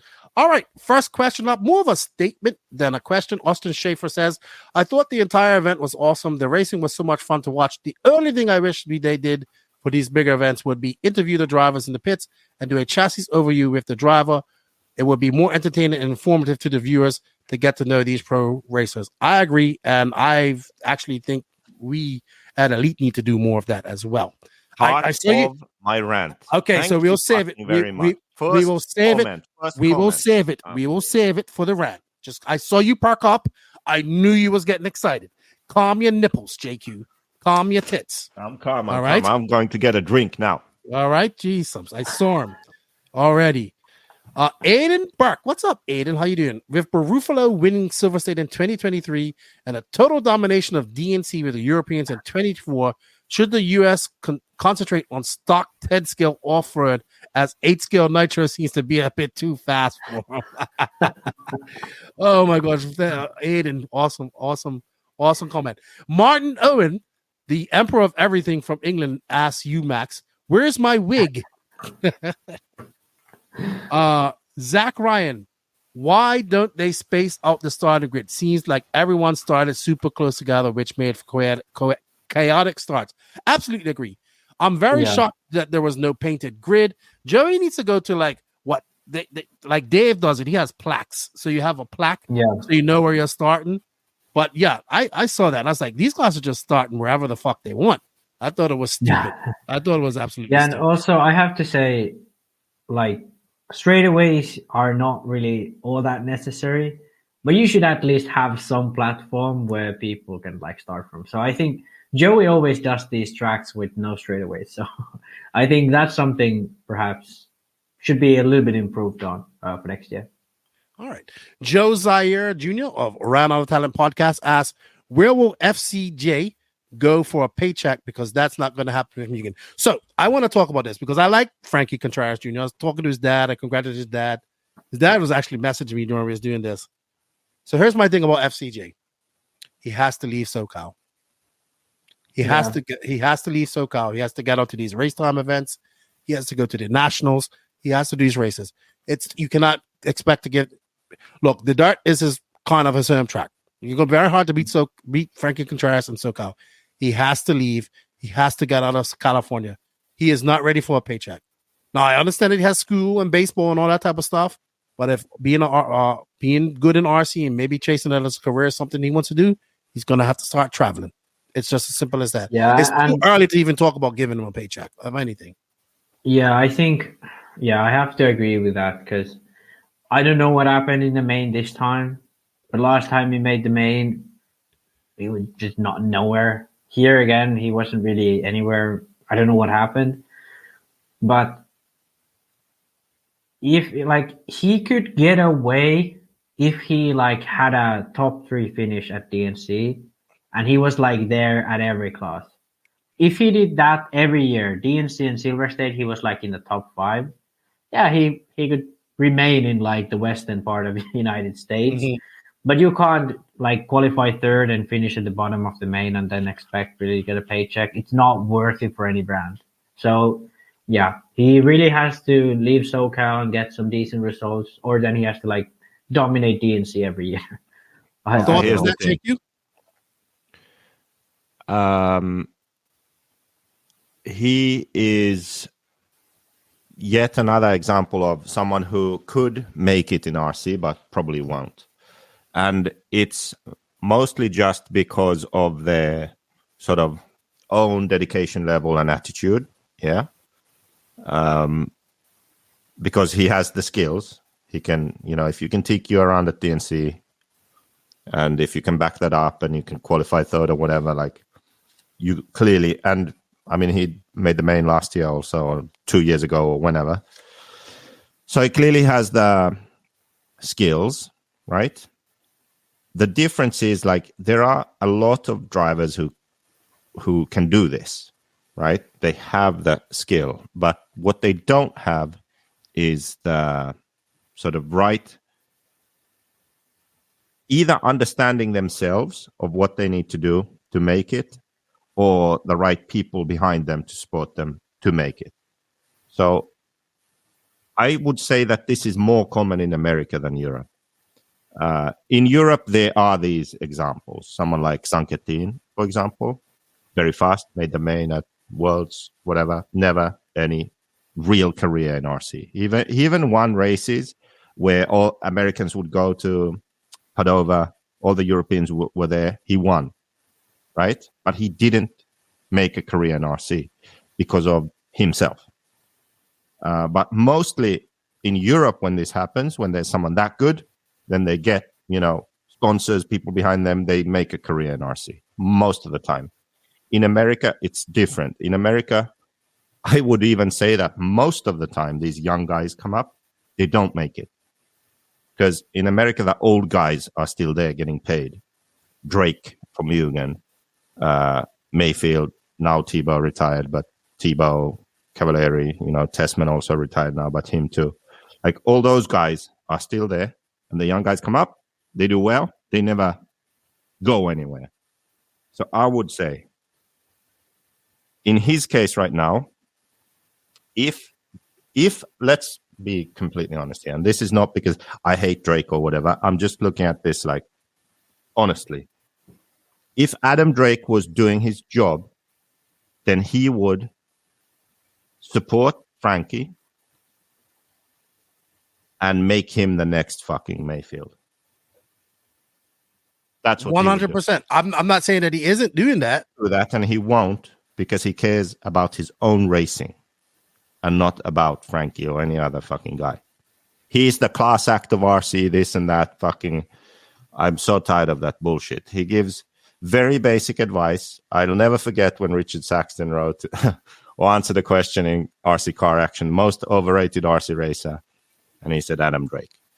And like, that's not the point here, but it kind of is. Like, again, the difference between reality and perception. I should be doing this. Like, I should be doing this for Mayako or whoever supporting drivers doing this. I'm not that person. It's not because I'm not doing, it's not because I care about my own racing. I'm not even fucking racing. I'm just not that kind of person, okay? I can create a brand, do this, do that, but I'm not really that person to, be the face of something and support this and do that, and no, okay? Well, maybe Adam isn't either. It's not something that I'm saying like you're a bad person if you don't do that. No, I'm just saying that is what should happen, okay? They have this kid. He's really fast. Adam is done. He's washed up. No one gives a fuck anymore, okay? Except him. So forget his racing. Focus on helping this kid who clearly has the skills, just doesn't have the fucking knowledge or the guidance or understanding of what the fuck to do. Take this guy. Go to the track. Tune his fucking engine. Teach him about engines. Teach him about setup. Teach him about picking the right tires. Go to the track with a stopwatch. Work on your 5-minute runs. If he did that for 6 months with this kid, you would have the next fucking Mayfield. He would go to any race. He would be TQing. He would be winning. All the talk would be about that. Frankie Contreras, he's amazing. Mugen is fucking dialed. Mugen would sell more cars. Adam would sell more engines and break-in services and whatever he sells. Flashpoint would be flying off the shelves because Frankie Contreras is TQing and winning everything left, right, and center with Mugen and AD2 break-in service, fucking oil bath lubed stuff, right? Flashpoint options on his car. Like, that's what would happen. But it won't happen because RC is fucking unprofessional and small nerds in a field. That's just the reality of it. Like, Frankie probably won't make it because he won't find the right people to support him. And they on their own aren't able to do that for him. Can't do it. Yeah. And that's what everybody expects. That's what everybody expected when he went to Mugen. Now he's been there 2 years. It doesn't. Yeah. We'll see. But you bring up very valid points there. Very valid points. And I have to agree with a lot of them. All right. Next question up is, actually, this is for you, Max, from Thomas Kitchens. I have a question for Maximus. If you wanted more, and look, you cannot go super science mode on this because we got to get to the rant. If you wanted more initial steering, what would you look at adjusting first, and then what after that, and for more overall steering? I have a question. If you wanted more initial steering, what would you look at adjusting first, and then what would you do after that, and also for more overall steering? Keep it as simple as possible, please. Well, can you hear me? Because my mic kind of died. Yeah, we can hear you. Okay. I'd say it's really difficult to say. Like, depends a lot from where you're starting from. Like initial steering, it's a kind of a wide topic. I'd perhaps say I'd actually say like more kick up. I know Joseph would say less kick up, but I'd actually say more kick up, because for most people, unless you're running like on really, really high grip, for most people, you kind of overdrive into the corners. And with more kick up, it allows you to feel the front end a bit better. So you have a better feeling of what the front end's doing, and that will allow you to have more steering into the corner, initial steering. I think more kick up in general is the way to go. In some scenarios, perhaps a thinner front roll bar, but that's a very, very, very slight adjustment. Maybe front shocks more in on the arm. That's going to help you in low speed, especially. But I'd start with more kick up in front, actually. For overall steering, usually when people say overall steering, they actually think about rotation. So in most scenarios, I'd look at either caster. So if you're actually going into 180 and you feel like in the middle of corner, your car is not steering, then you add more caster, because that'll allow the car to, kind of rotate in the corner. If you want more rotation, I'd actually look at the rear end. Look at where your arm is. If you want, the car to be sturdy and have like a solid rear end, but maybe rotate a bit more, you can add anti-squat, raise the rear arm. If you want the car overall to have, more rotation through the rear, you can reduce towing. I think those are the two first things that people should do. But take this with a big grain of salt, because we have no idea what we're starting from. You're muted. Do you have something? Yeah, I would agree with Max with what he said, that probably when people ask questions like this, they are not sort of accurately diagnosing the issue or explaining it. So initial steering probably doesn't mean that they actually want initial steering. It's like more mid-corner steering they probably need. But I would say for more response, I think the best change is Ackerman. So if you change the length of the steering link on the knuckle, like you go to a longer link or shorter plate on the knuckle, that's a very good change because it mainly only changes that. It just gives you more initial steering and steering in sort of the low speed hairpins that you feel you need that initial steering. So we do have another long manufacturer question from Chris Trudeau. I will ask that another time, Chris, because we're kind of pressed for time, and I know JQ wants. What is it though? Okay, well, you want to hear it? He goes, Chris Trudeau, would companies benefit more by offering an upgrade kit in addition to a new version or a car, especially if only a few components are changed, so that people might have a V1 or V2 could upgrade to the newest one without having to buy a whole new. We've had this question before. Yeah, you can talk about that another time. Yeah, not to do with my rant. Yeah, at all. So we will tackle that. Let Max go full science mode on that next time, Chris Trudeau. And Darren Johnson asks me, when will you play the interview with JQ you did? You know what, Darren? I'm going to put that up for patrons and YouTube members so they can go watch it first. The interview that we did a couple of weeks ago. I haven't put it up yet. Oh, that podcast. Yeah. Okay. So I will put it up for patrons and YouTube members this week. So you guys got a chance, and then I'll release it at some point. I need to go and make an edit because it's now not show 276. It's show whatever. Thank you guys for the questions. We didn't get that many questions. I'm sorry that we had to rush through them, but I know JQ's itching to rant, and I want him to rant. But before I do that, I want you guys to know that I will be going to the International Buggy Challenge on Monday. I look forward to seeing you guys there. Follow the coverage there, IBC 2024. And you know what? We haven't played this for a while, Max, but we have a rant, so we get to play it as soon as I find it. The good old JQ Racing Rant.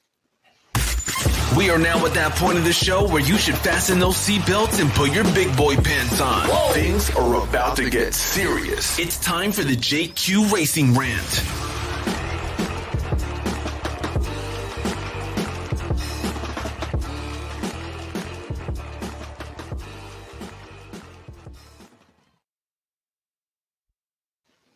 All righty then. So when I got a message from JQ talking about he wants to come on the podcast and he has a rant, we usually do that. So you know what, JQ? If I get triggered, I'm going to mute my mic and I'm going to let you go on your spiel. Okay. Originally, I planned to actually prepare, but then I didn't have time. I instead prepared that video for you, which hopefully you saw. I just saw pixels. But I think we can have a good conversation about this topic. It's one of my favorite topics, and it's the state of RC. And I have come to notice that you, Lefty, are actually part of the problem now. Okay? And I'm going to explain. You see, let's analyze the problem first. Or before that, actually, let's talk about what's the goal. What is the goal? What do we want? We have a hobby or sport or profession which we love. We enjoy RC car racing. We travel the world. It's amazing. We think it's amazing. Anyone who sees it thinks that we are retarded and shuns us. Okay? That's mainly because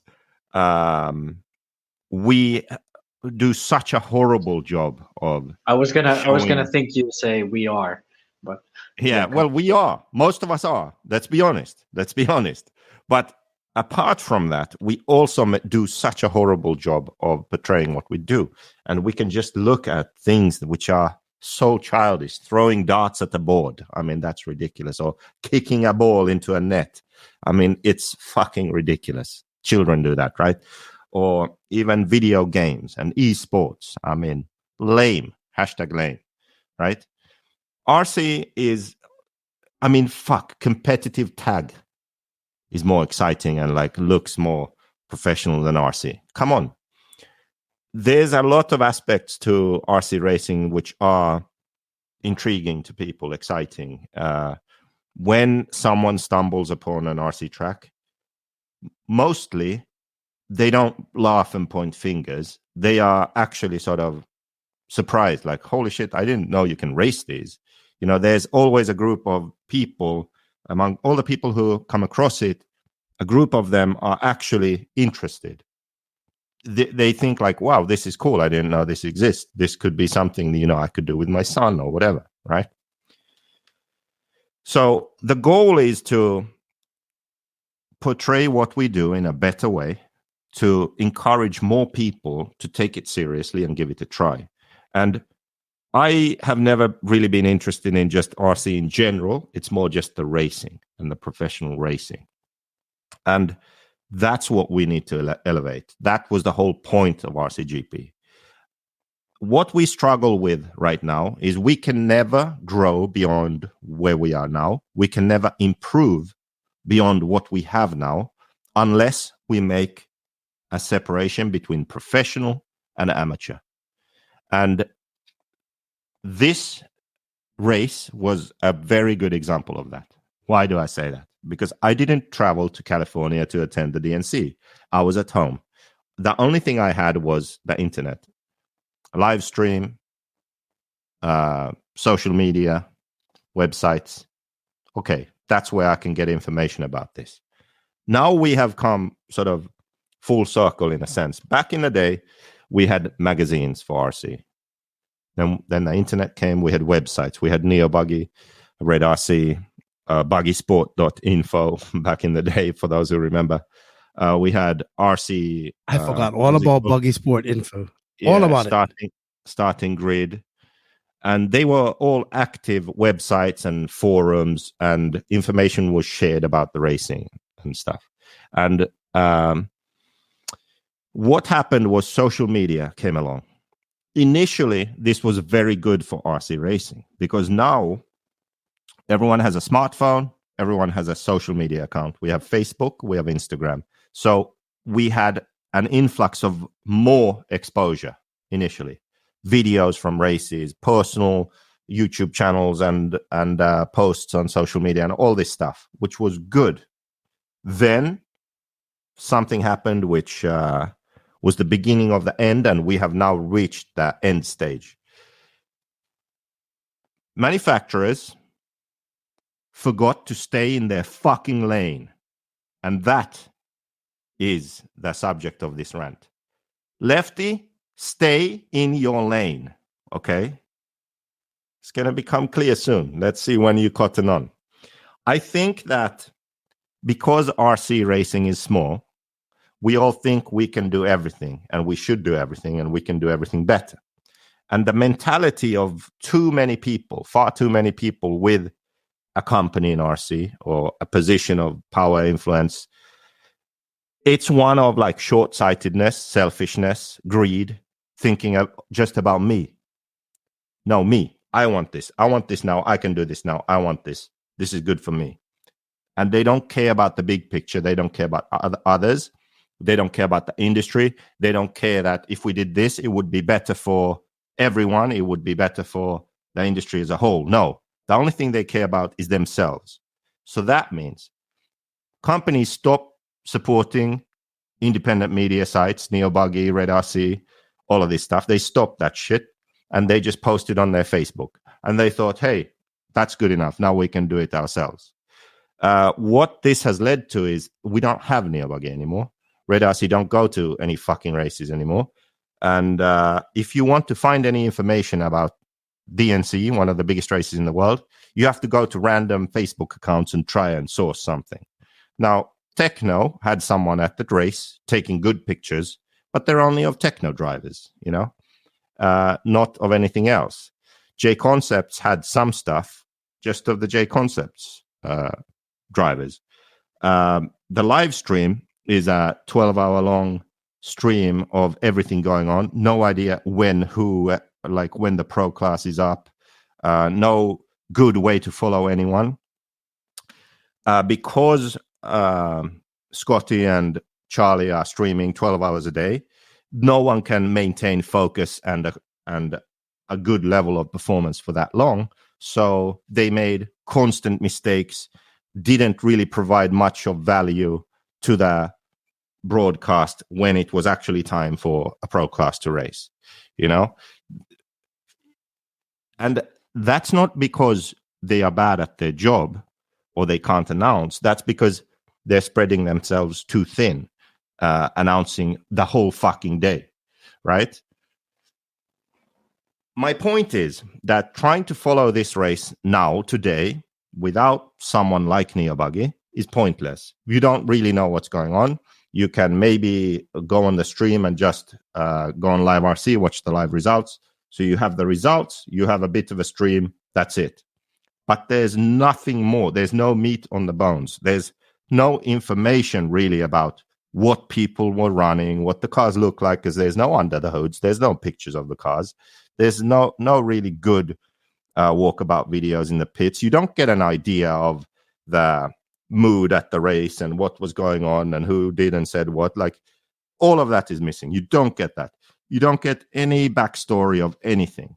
You just get a fucking 9-hour YouTube video that you go and search for whatever race you want to see. And then you have Scotty and Charlie talking about random stuff and missing the action on track.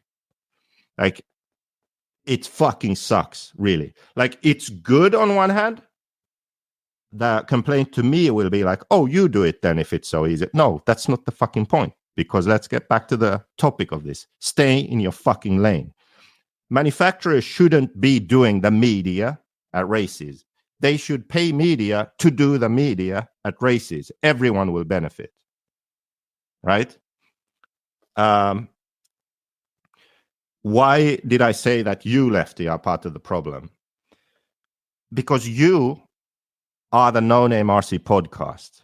You are the media that should cover these races and provide that sort of background info. And I understand why you have done this, but you are transitioning more into streaming races and announcing races and doing this. That's not who you are. You're the No Name RC podcast. You go to races to cover them, not to sit in a booth and commentate on the race. Okay? Because when you do that, you don't get the stories in the pits. You don't know what's going on, and you can't create your content to the best of your ability.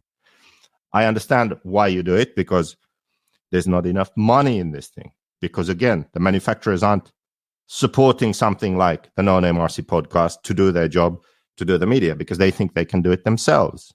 So then you have to do all these different things to make enough money to make your way, to have a life, right? So that's a problem. I understand that. But that is part of the problem. Live RC is there, okay? RC Racing TV, they are there. Their job is to go to the races and stream the events, cover the events. When you have other people then, mod media and your thing and whatever, who compete for the same races as Live RC and the same races as RC Racing TV, that's a problem. Why? Do I think someone should have the monopoly, or is competition bad, or am I a fucking socialist? What the fuck is going on, No. I just think that you should stay in your lane and focus on your thing and do that to the best of your ability. And then we should support each other in a sense, right? So if we have like Live RC and RC Racing TV, they should be the platforms that stream. They should also work together, to be honest.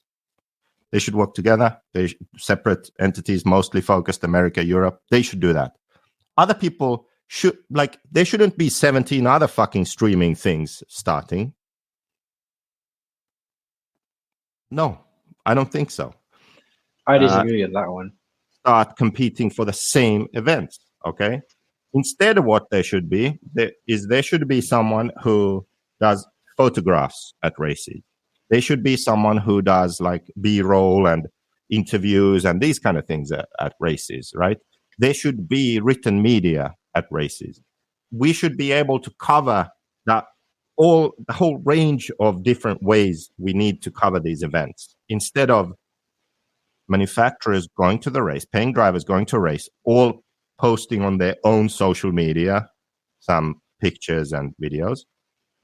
There being 6-7 different streaming platforms trying to fight for the same races to cover them, and then having no one with a website and actual information about the race. Do you see what I mean? So the fact that you are not doing your podcast to the best of your ability by going to races, by interviewing people, walking around the pits, talking to people, having a active website where people can go and find that information, and posting constantly on your social media that information, then having a informed podcast with Boots on as a fucking interview, for example, because he just won, or some other guy, by doing that, instead you are somewhere commentating on some race, you are not staying in your lane. Can I comment first before we let Keenan comment? Okay. Because I have a very different point of view of this.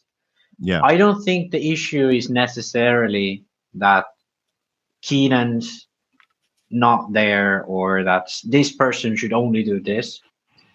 I think the sole problem has and will be, and I don't know who came up with this, why do we do 9-hour live streams when everybody watches maybe one heat, perhaps two, and a few more watch 3 heats during the day, 3 times. Well, this is like the second part.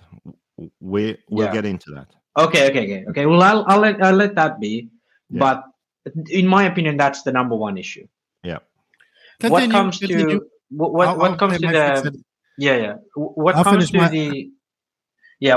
the more streaming platforms, I don't think it's an issue. It's ridiculous to fly someone from California to do a race in South Carolina or Florida when Keenan can literally fly from Dominican Republic to go to Florida. And it's also ridiculous for Elliott RC to go to the West Coast.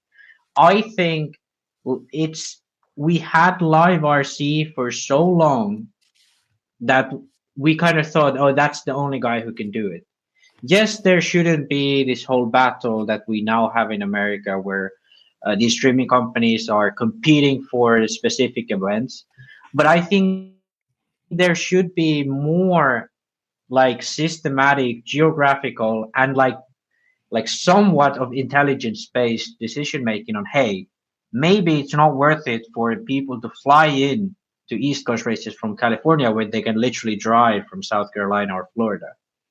I think that's why Elliott RC is great, because Race Time literally had to fly in people from elsewhere in America to get live RC there. So it's a much more cost-effective, environmentally friendly solution to actually be close there and drive there.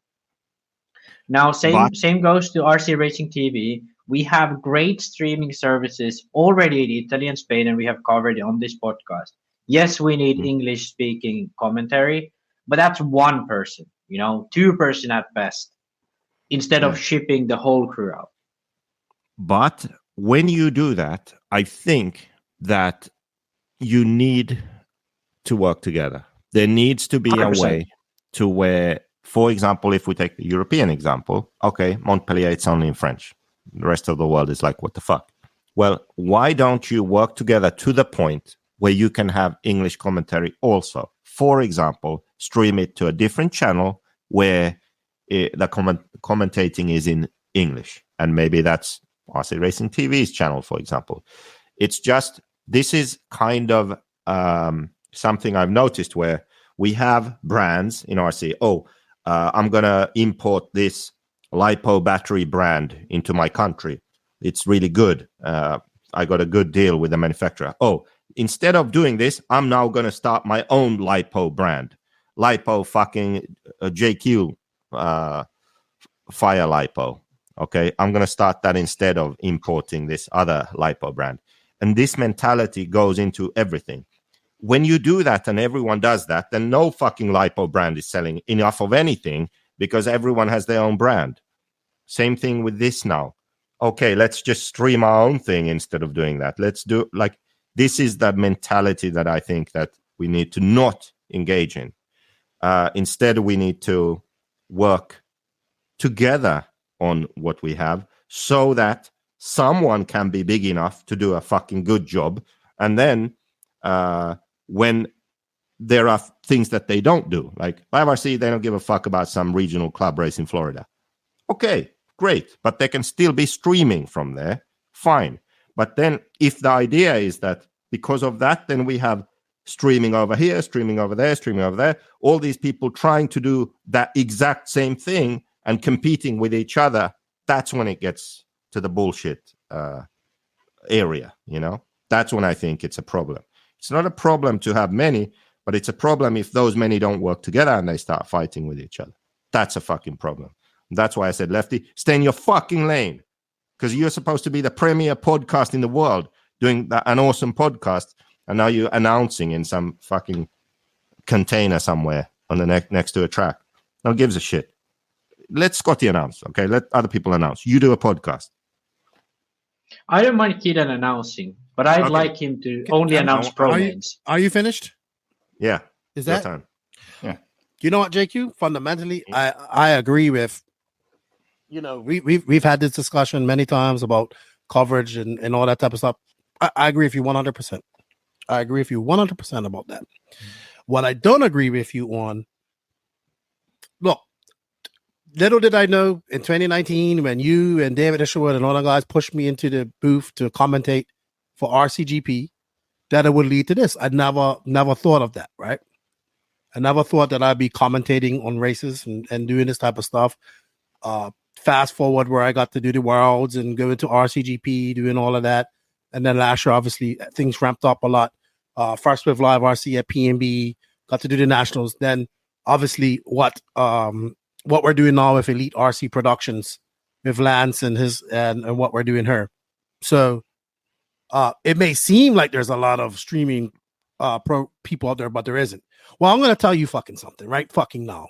The reason why you have fucking good coverage at Live fucking RC is because of fucking Elite RC and Mod and fucking RC Racing TV and fucking people like me making off about fucking coverage, right?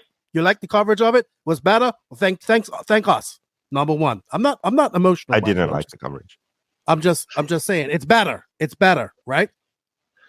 As for Live RC, Live RC has been the pinnacle for years and years and years, but they stopped. They have full scale stuff going on, all this type of stuff. You see us, Elite RC, our lane is Southeast Racing.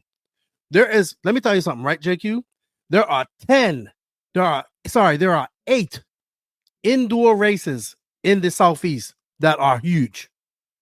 Well, like you got Dave's races, 4 races. You got Mark Moon's 2 races, and our Brent's got his 2 races that are growing.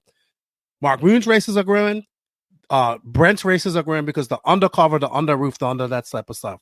Elite RC Productions, that's our area. That's what we do. But not only do we provide coverage, we do pictures. We do fucking we do full RD. Like where we are right now, like we go, Lance has televisions, speakers, VIP pit setup, like we're a whole race production. Now, I will agree with you. NNRC coverage has lacked, but on those events, but that's for a couple reasons. Right? One,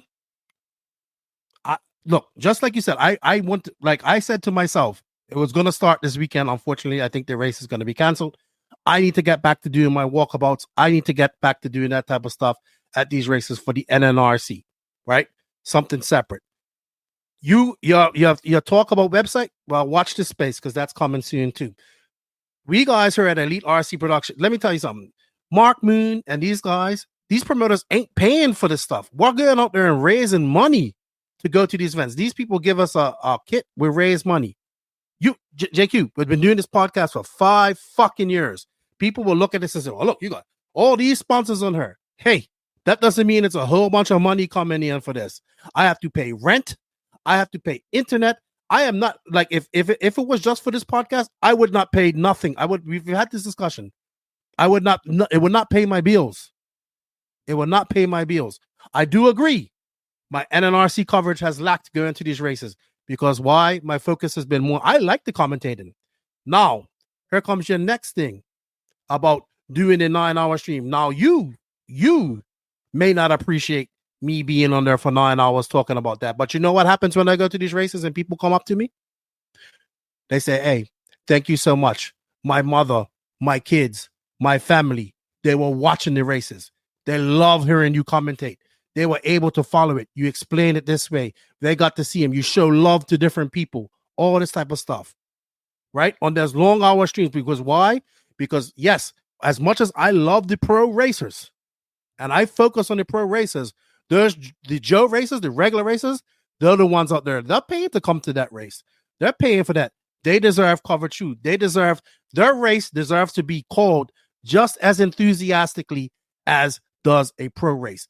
I cannot come because you don't see it. People literally come up to us, come up to me mostly because I'm the face. Man, what you're doing is awesome. What you guys are doing awesome. My mother, you know what? This lady goes, my mother and father will not watch a race unless you're commentating. Because, I'm just saying, yes, the podcast is my primary focus.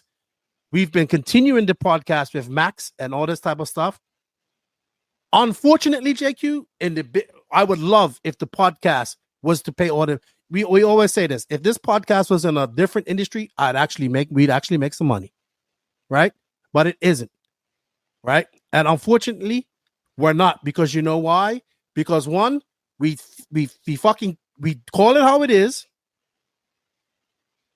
We're gonna be blacklisted as it is. We're already blacklisted. Look, being involved with you, blacklisted right off the bat. That's it. I haven't even mentioned Mimo Buggy. Right. Look, we're blacklisted like right off the bat. Why? Because we say everything that every fucking racer out there says that we heard at the track. Yeah. We say it publicly, right? We ain't saying nothing differently. We just say what's privately said. We say it publicly. We're gonna be we're controversial. We're gonna be all that type of stuff. We're blacklisted. Right? That's why we can't get. But it's better to be right than loved for being. Yeah, but it's also sucks to be fucking broke.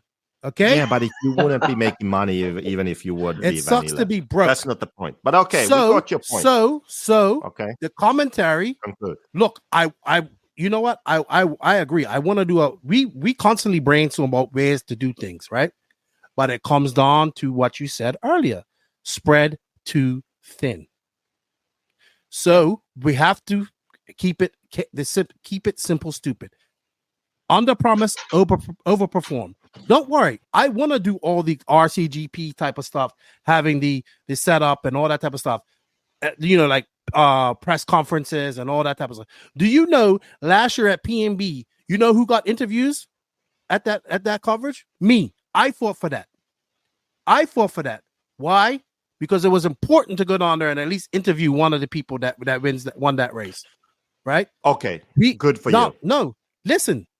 So you got your talk. So shut the fuck up and listen to me now, okay? There are race when you have a race now. Race promoters are realizing that one, you need good coverage because people appreciate it. The people that are paying need to be showing love. Do you know when we go to a race and we say we're doing headshots, we have lines of people waiting to get their headshots done? Shots for individual headshots for things like that. People, it's like a meet and greet. I give them some stickers. Hey, what's up? People fucking line up for that stuff. That means we're doing a good job. So you may not like what we're doing. You may think that's all that type of. You may not approve of everything that we're doing. We shouldn't have this. But guess what? Elite RC mod. We fill in gaps where race promoters can't afford to have live RC. And I didn't say I don't like what you're doing. No, I don't appreciate. When people come up and tell me that their family appreciated watching the race because they couldn't be there, or when people go and lots of people go back and watch their races and be like, Lefty, that was so funny what you said about me, or this you said about me. Because you know why? Because I know these races. I'm getting to know these racers on a personal level. They listen to my podcast. Listen to this. I am the first commentator in RC that is vested in RC 24/7 every 365. This podcast goes. We do an episode every week or every 2 weeks when I'm traveling.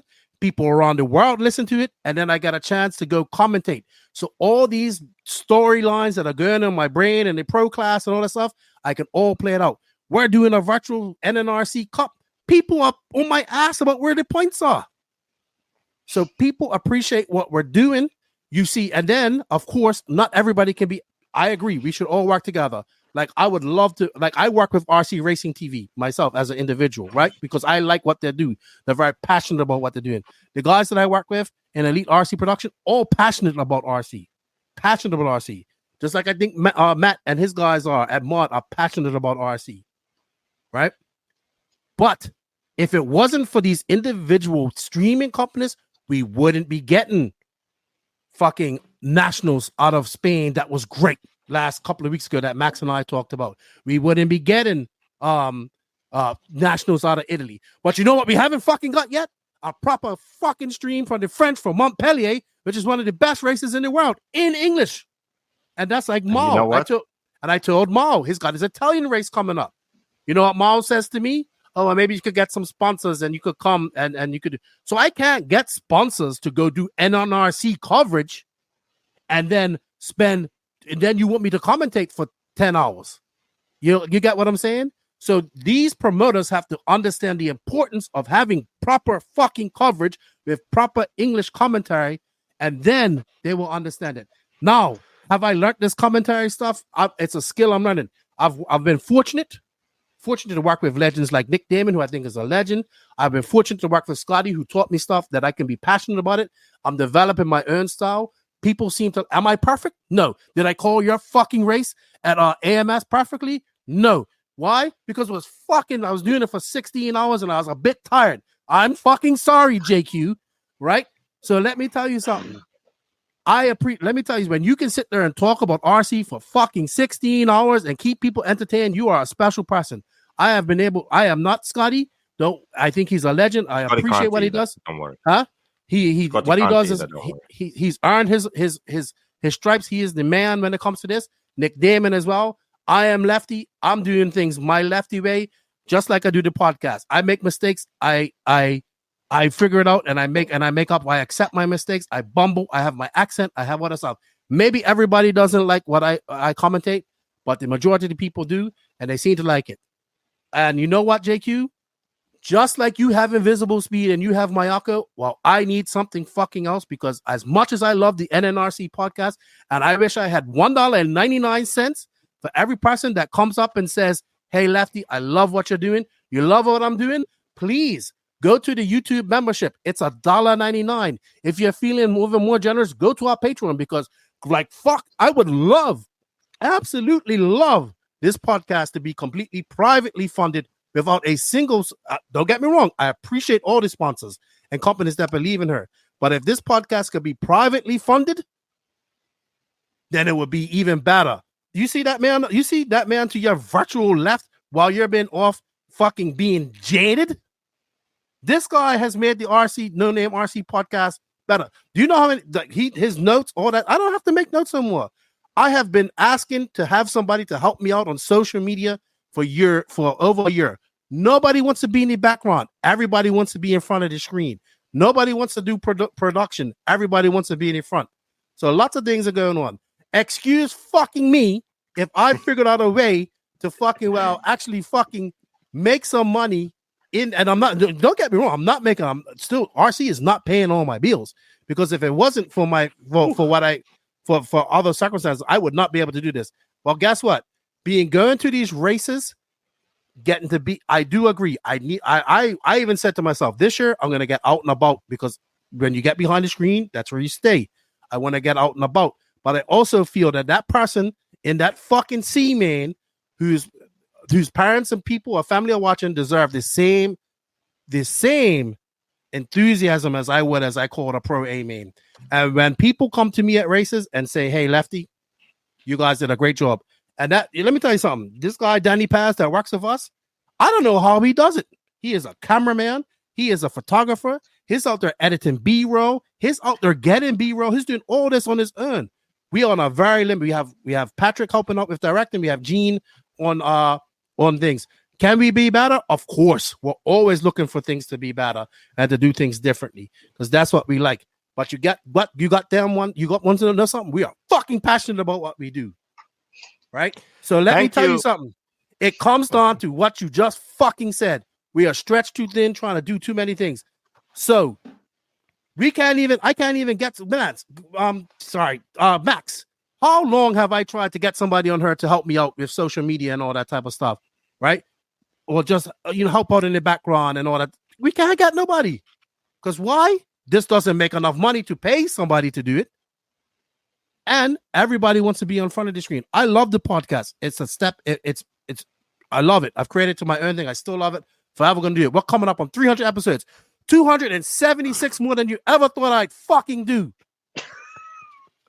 Okay, let's cut Lefty off. Let's cut Lefty off. So let me tell you something. What? You are, I think you're, I agree. We should all work together, but I think you're wrong when it comes to the number, because if it wasn't for streaming services like Elliott, like Mod, like these, like A-Car, like the guys I'm going to work over, hang the fuck up. Go over there because I'm right. You don't like it when I'm right. Right? If it wasn't for people like us doing this, we wouldn't have the coverage that we have out there. And you know what I think? The more coverage we have out there, the more chance somebody has to stumble across RC. Of course, I agree. He on his headset and goes in the back because he knows I'm right. I agree with you. I think it's good that we have Elliott and so on. And I think without I think Mod was probably the first one who started doing big races, and then you guys started on the East Coast. I think without you two, like, it would be much worse right now. It would Live RC wouldn't have no reason to get better. Yeah, and because what Joseph said about no coverage and so on, that would still be the case. The coverage hasn't been there for years, the written coverage and pictures and so on. Nobody does it, no one. So Red RC does it. Red RC does it, but they don't do it in America, and they do it mostly on road and 10 scale. That's where they get paid, and without Infinity, I doubt they do much of that either. And that's to me is the big issue. The companies don't want to pay. The companies don't require from Live RC to do the job well. When to be honest, they really can't because they don't pay. I see it kind of like chicken or the egg. Do we focus purely on the pros and make RC function in a way where we are not reliant on all those paying customers being like sportsmen and intermediate racers who pay for that whole event, really? Do we focus on the pros now and make a good show? And then in return, at some point, we will have them pay for themselves because it's an actual entertainment? Or do we kind of stay here, do the 9-hour thing? No, yeah, for those people. I have another suggestion. We start making the pro. So I think, this is what I think. We should have pro only practice. We have open practice. We should have pro only practice. We know that pros are going to be qualifying at this time. And we know that pros are going to be having their mains at this time. And those are what we put the full effect of your broadcast on, but you can still focus on the sportsmen, the intermediate drivers that come up because they still deserve that. And you know what? JQ, I asked you 3 effing weeks ago for the passwords to the NNRC website. Max, have you got those credentials yet? I haven't got them. Exactly. Yeah. So shut the fuck up and go back in the back and get another drink. I'm calm. I am calm. But you know what, Thank JQ? you very much. JQ, I fundamentally, I do agree with you. I do agree with you, but I don't agree with you on the streaming service because, listen, if it wasn't for these individual streaming services. Don't get into it again, okay? No, because we wouldn't. You left when I was going to say this. If we didn't have these individual streaming service, we wouldn't have RC on the internet. And the more RC we have out there, the more RC racing we have out there, the more chance it gets to get up in that algorithm and more people get a chance to see it. We don't have enough. Cool. Go fuck yourself. I'm going home. Okay. So thank you very much for the passionate response. I am very happy to You knew that was going to happen. You knew that was coming. And I actually have to say that I agree with almost everything you said. However, what if I told you that I believe that there is a solution to this? And both of you actually touched on it. Both of you touched on it. I agree with all the things you said about these, big races with all the people who get coverage and their names mentioned and they can watch their husband or boyfriend or son or daughter race and whatever, right? I agree with all of that. That's fine. But when you watch any fucking motorsport on planet Earth, if you watch motocross, for example, you do not want to watch me race. You want to watch Jet Lawrence and Romain Fevre and all of these motherfuckers. That's who you want to watch. You don't want to watch me. Okay? That's what we are doing in RC now. We are expecting that some guy who likes RC wants to watch some beginner drive a car around a track instead of Verstappen or Hamilton. No, they only care about the fucking best guys. That's what they get into go-karting because they are watching Formula One. They buy a dirt bike and they race dirt bikes because they are watching. They want to be Jet Lawrence, right? That's who they want to be. They want to be him. They want to win those races. They want to be Eli Tomac, right? This is kind of, we have this in RC, but we are doing a fucking horrible job of it because we think that I agree. we can't do that because we're going to forget about the sportsman driver or whatever. They pay the bills. No, you motherfucker.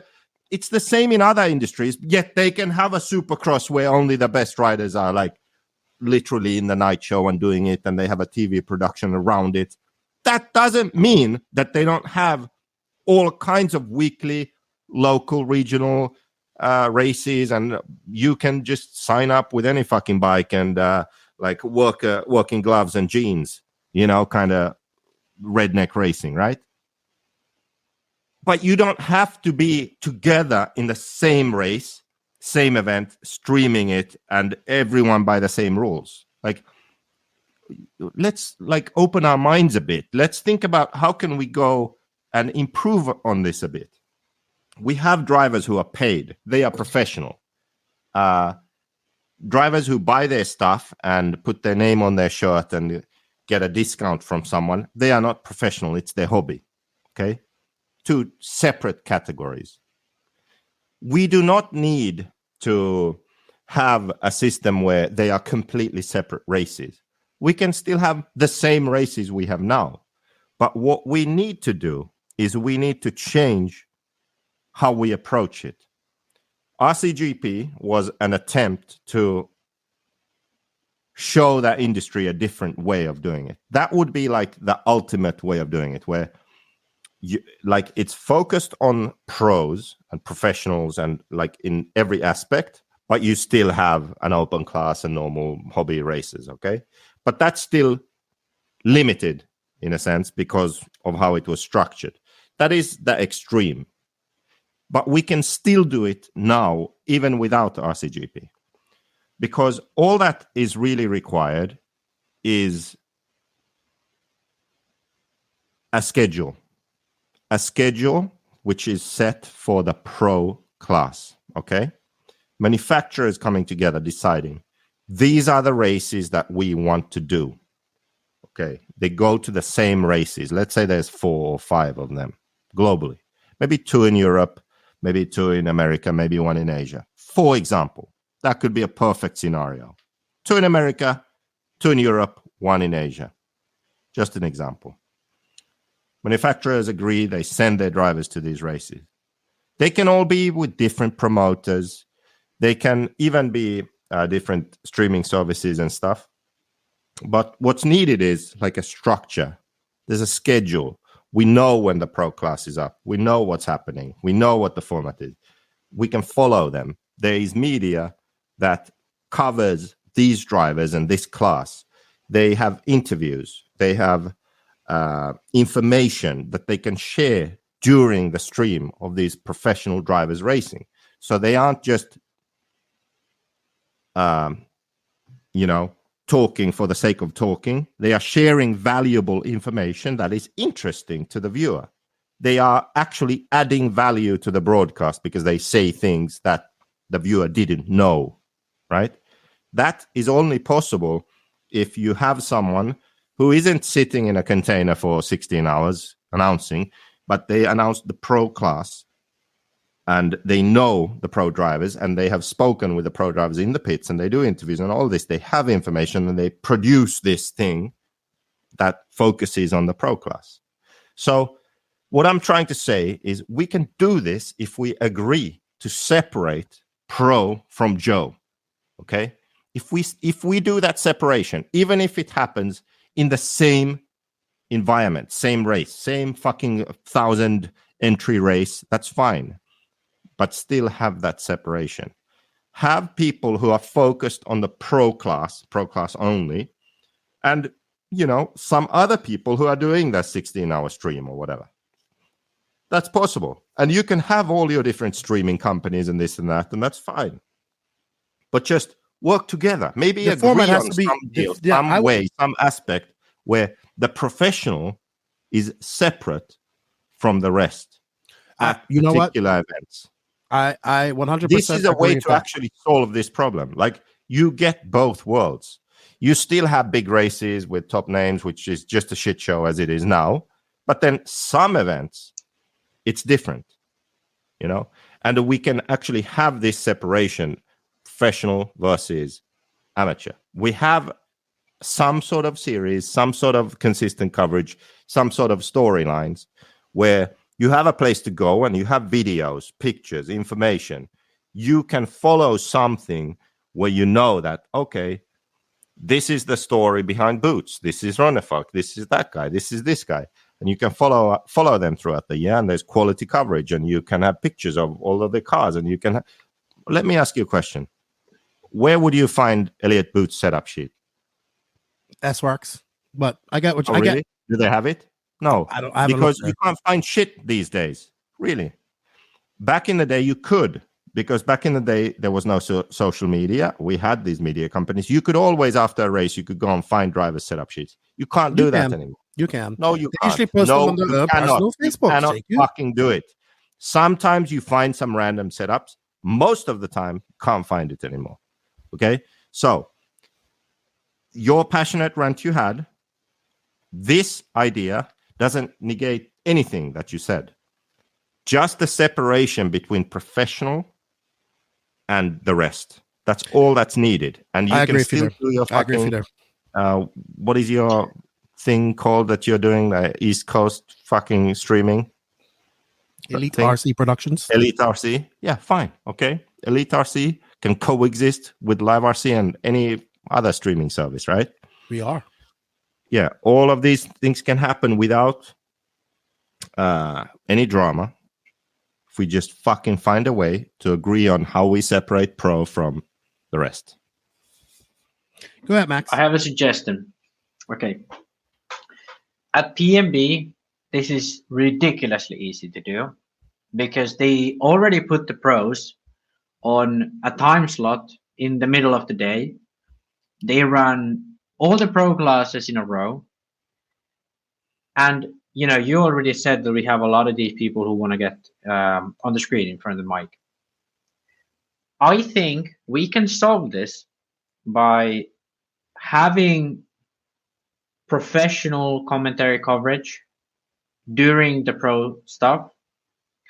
And then, you can have all kinds of people doing commentary during the other points. I understand people like put the RD one. Commentary. Put the RD one. Well, you can put RD on, but you could put people who want to do it. Because it's in the future, it would be good to have more than 3 commentators in the world, or 4. Mike Garrison used to do it, and Scotty, and then you, and Nick Damon. It would be good to have more than 4. Oh, I agree. Right? Yeah. I would love to have a good partner. Yeah. So what if, instead of having Scotty there for 24 hours, you'd have someone who actually would like to wants to do commentary in the future, improve themselves. He could do the intermediate stuff. He can do the sportsman stuff. The cameraman, I don't know if they do stuff during the other times. Maybe you don't need a producer. You can just have 2 guys instead of 3, 4 you have normally. At least do that. That's a small step down, but that's kind of the best of both worlds. You can go all in and just don't do coverage for the Joes, but you can also do some stuff like that. You kind of save the best of both, And when you'd normally be there announcing some 50 plus D main, you could be doing an interview with Dakota Fenn, and that's giving more value to everyone. You know, so it's in a way it can be running done. a double production in a sense. It can be done, but it's not really double. It's just that there are some people who their focus is the pro class, okay, and then there are other people who fill in for the other class when they're doing the pro class stuff in between, in the pits and whatever, because that doesn't require a whole different race or a whole different team of people. No, it's something that can be accomplished already now if attitudes change from I want this now, this is for me and me only, to let's do this because it will help me in the same way as now, but it will help everyone at the same time. Like, it's a attitude shift that needs to happen in some people's brains, and then this can actually work. So that way you can, even at DNC, this could have been done.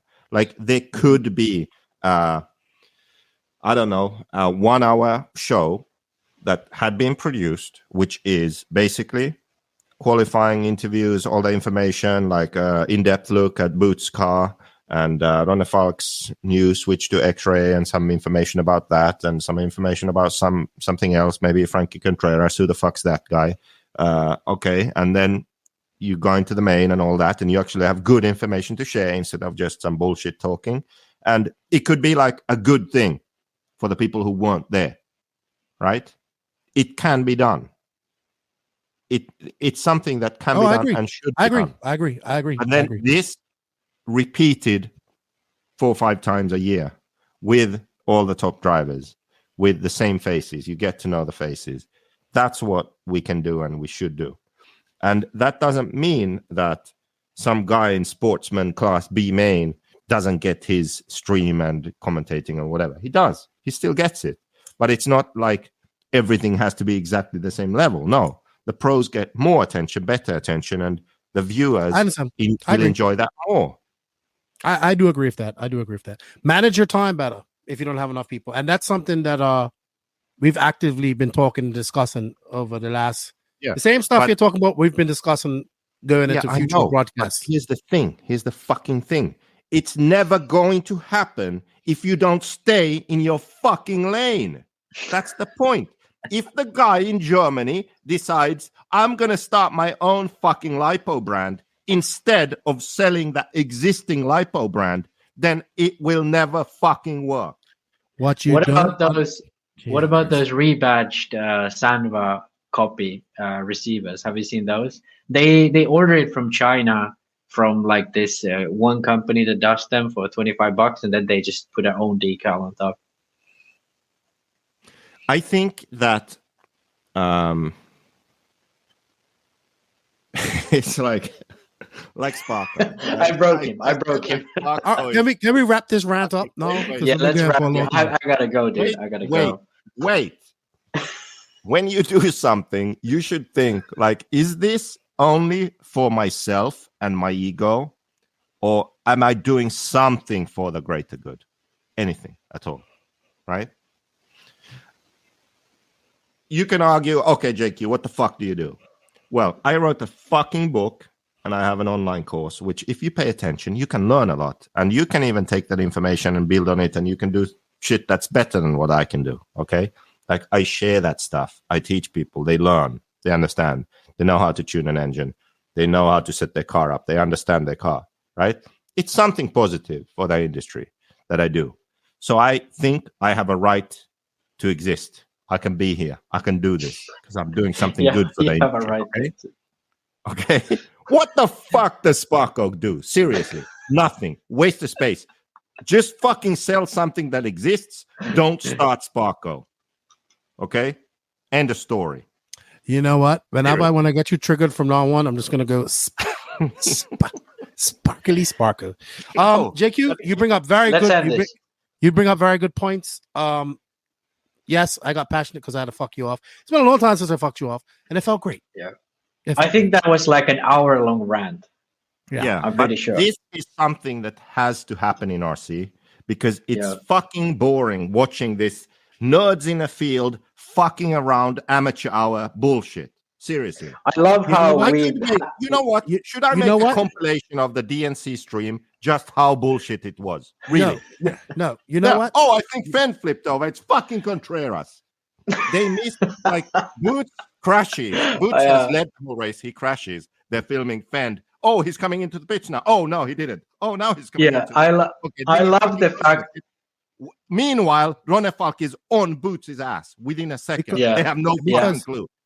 Camera switches to Ronefalk and Boots battling for the lead. Scotty goes, oh, and we still have Boots and Ronefalk. Takes him like 4 seconds to fucking acknowledge that, oh, fuck, they're actually battling for the lead. What the fuck happened? Yeah. He's like, oh, actually, it's a battle. Oh, maybe Boots crashed. And oh, my God. Why are they retarded? Is Scotty retarded? No, is Charlie retarded? No. Oh, they were streaming for fucking 16 hours in a row because little Johnny in F-Main in Sportsman requires and needs definitely the same coverage as the best in the world because we are nerds in the field, amateur hour. Fuck, I'm so done with RC, seriously. We can do better, but we will never do if you do not stay in your fucking lane, Lefty, and everyone else in the fucking world doesn't stop thinking, hey, I can do this better. I'm techno. I don't need to support anyone. I can just fucking hire my own photographer and take pictures of my drivers. I think it was Katie. I can take pictures of my own drivers and videos, and that's it. I won't support anyone else. I won't support anything in the industry that could remotely benefit anyone else. I'll just do my own series and own shit. If that's the attitude, we will never grow. We will never fucking make it anyway. You know I'm right. You are right. You're absolutely right on that. You are right. You are right. Yeah. You know what, JQ? I'm going to take your advice and your suggestions, and I'm going to apply them. I'm going to apply them. That's what I'm going to do. What are you going to do? So you know what you can do? Watch this space. That's what I'm going to tell you. You watch. Send the fucking username and password to the fucking website. Send the fucking website credentials to Max. How do you think that why would I have that shit? Because you made it. I did? Oh, fuck. Yeah. When was that? I forgot anyway, enough. You know what? It was a great recap with you guys. I had fun. It was a fun rant. Thank you, JQ, for coming on. I thought you were gonna rant about your typical we don't have air compressors and this and that. No, I was ready to rip into you about that, but I'm not gonna get you started. I'm not gonna get you started. I don't care. I'm not gonna get you started. I have a little surprise. You should be happy I didn't bring up Mimo Buggy. Or is it Mimo Buggy? Mimo Buggy. Let's not bring up Mimo Buggy, even though we all read the post. Another rant I have. Save that for a different time. You'd be It's time for my little surprise. What's that, buddy? Last week we made some picks. Ooh, we did. We wrote them all down. Oh God! And you know who got them right? You know who got them right? Who? It was actually you. You were so much closer than I was. I really messed up. I don't think I got anything even remotely right. You didn't have Tasman to pick. You always pick Tasman, your wild card. I won the picks. I won like I won silly season. I won the picks. Yeah, I mean, okay. I have to say, it wasn't that you was right, but you was much closer. You was much closer. Yeah. I didn't get any of my wins picked actually. So yeah, I don't think neither of us. I got. Oh no, I picked Etruggy. I won Mayfield and Truggy. Yeah, you got Mayfield right for. Yeah, you got both. You got Mayfield for both Truggy classes, and he won both Truggy classes. Yeah, buddy. So I screwed up. Yeah. All right. Well, we're gonna wrap this up because it's been 4 hours and 5 minutes. JQ, it was fun. It was fun to have you back like normal, not all jaded and ready to slit your wrists.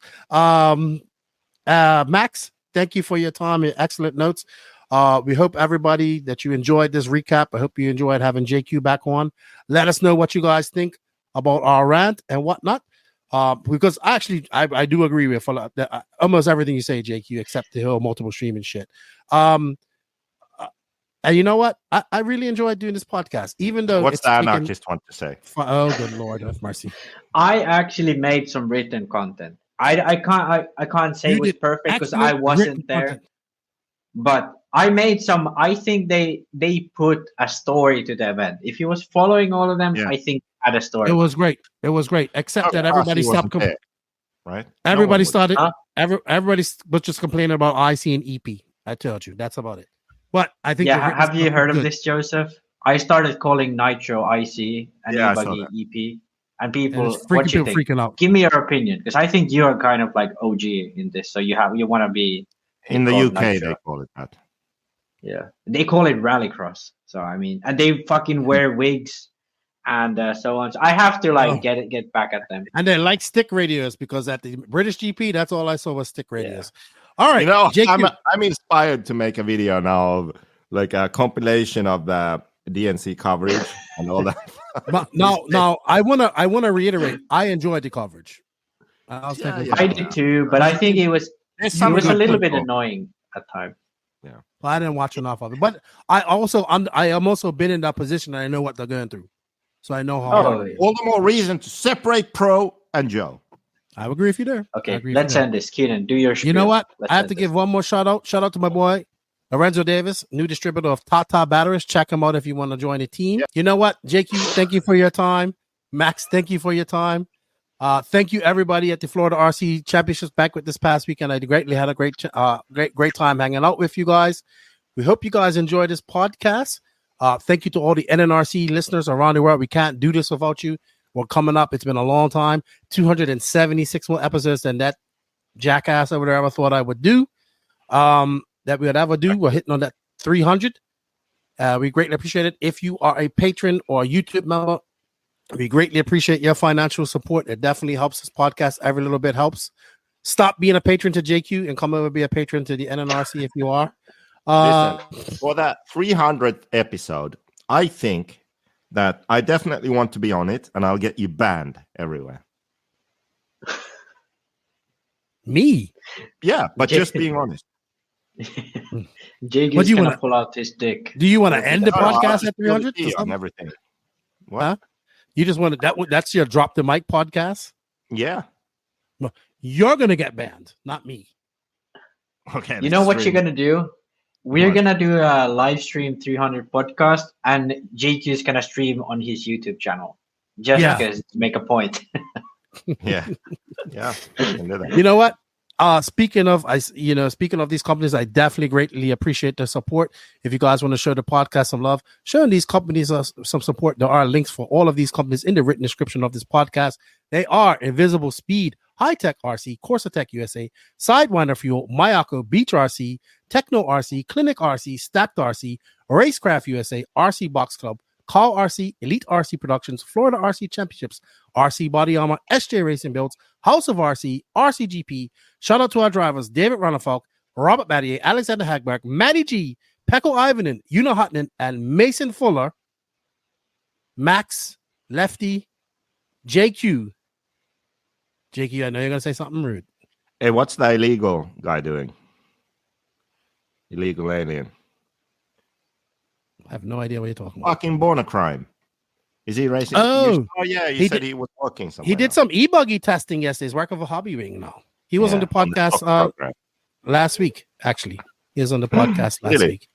Yeah. That's funny. He's not stock racing pays the bills, buddy.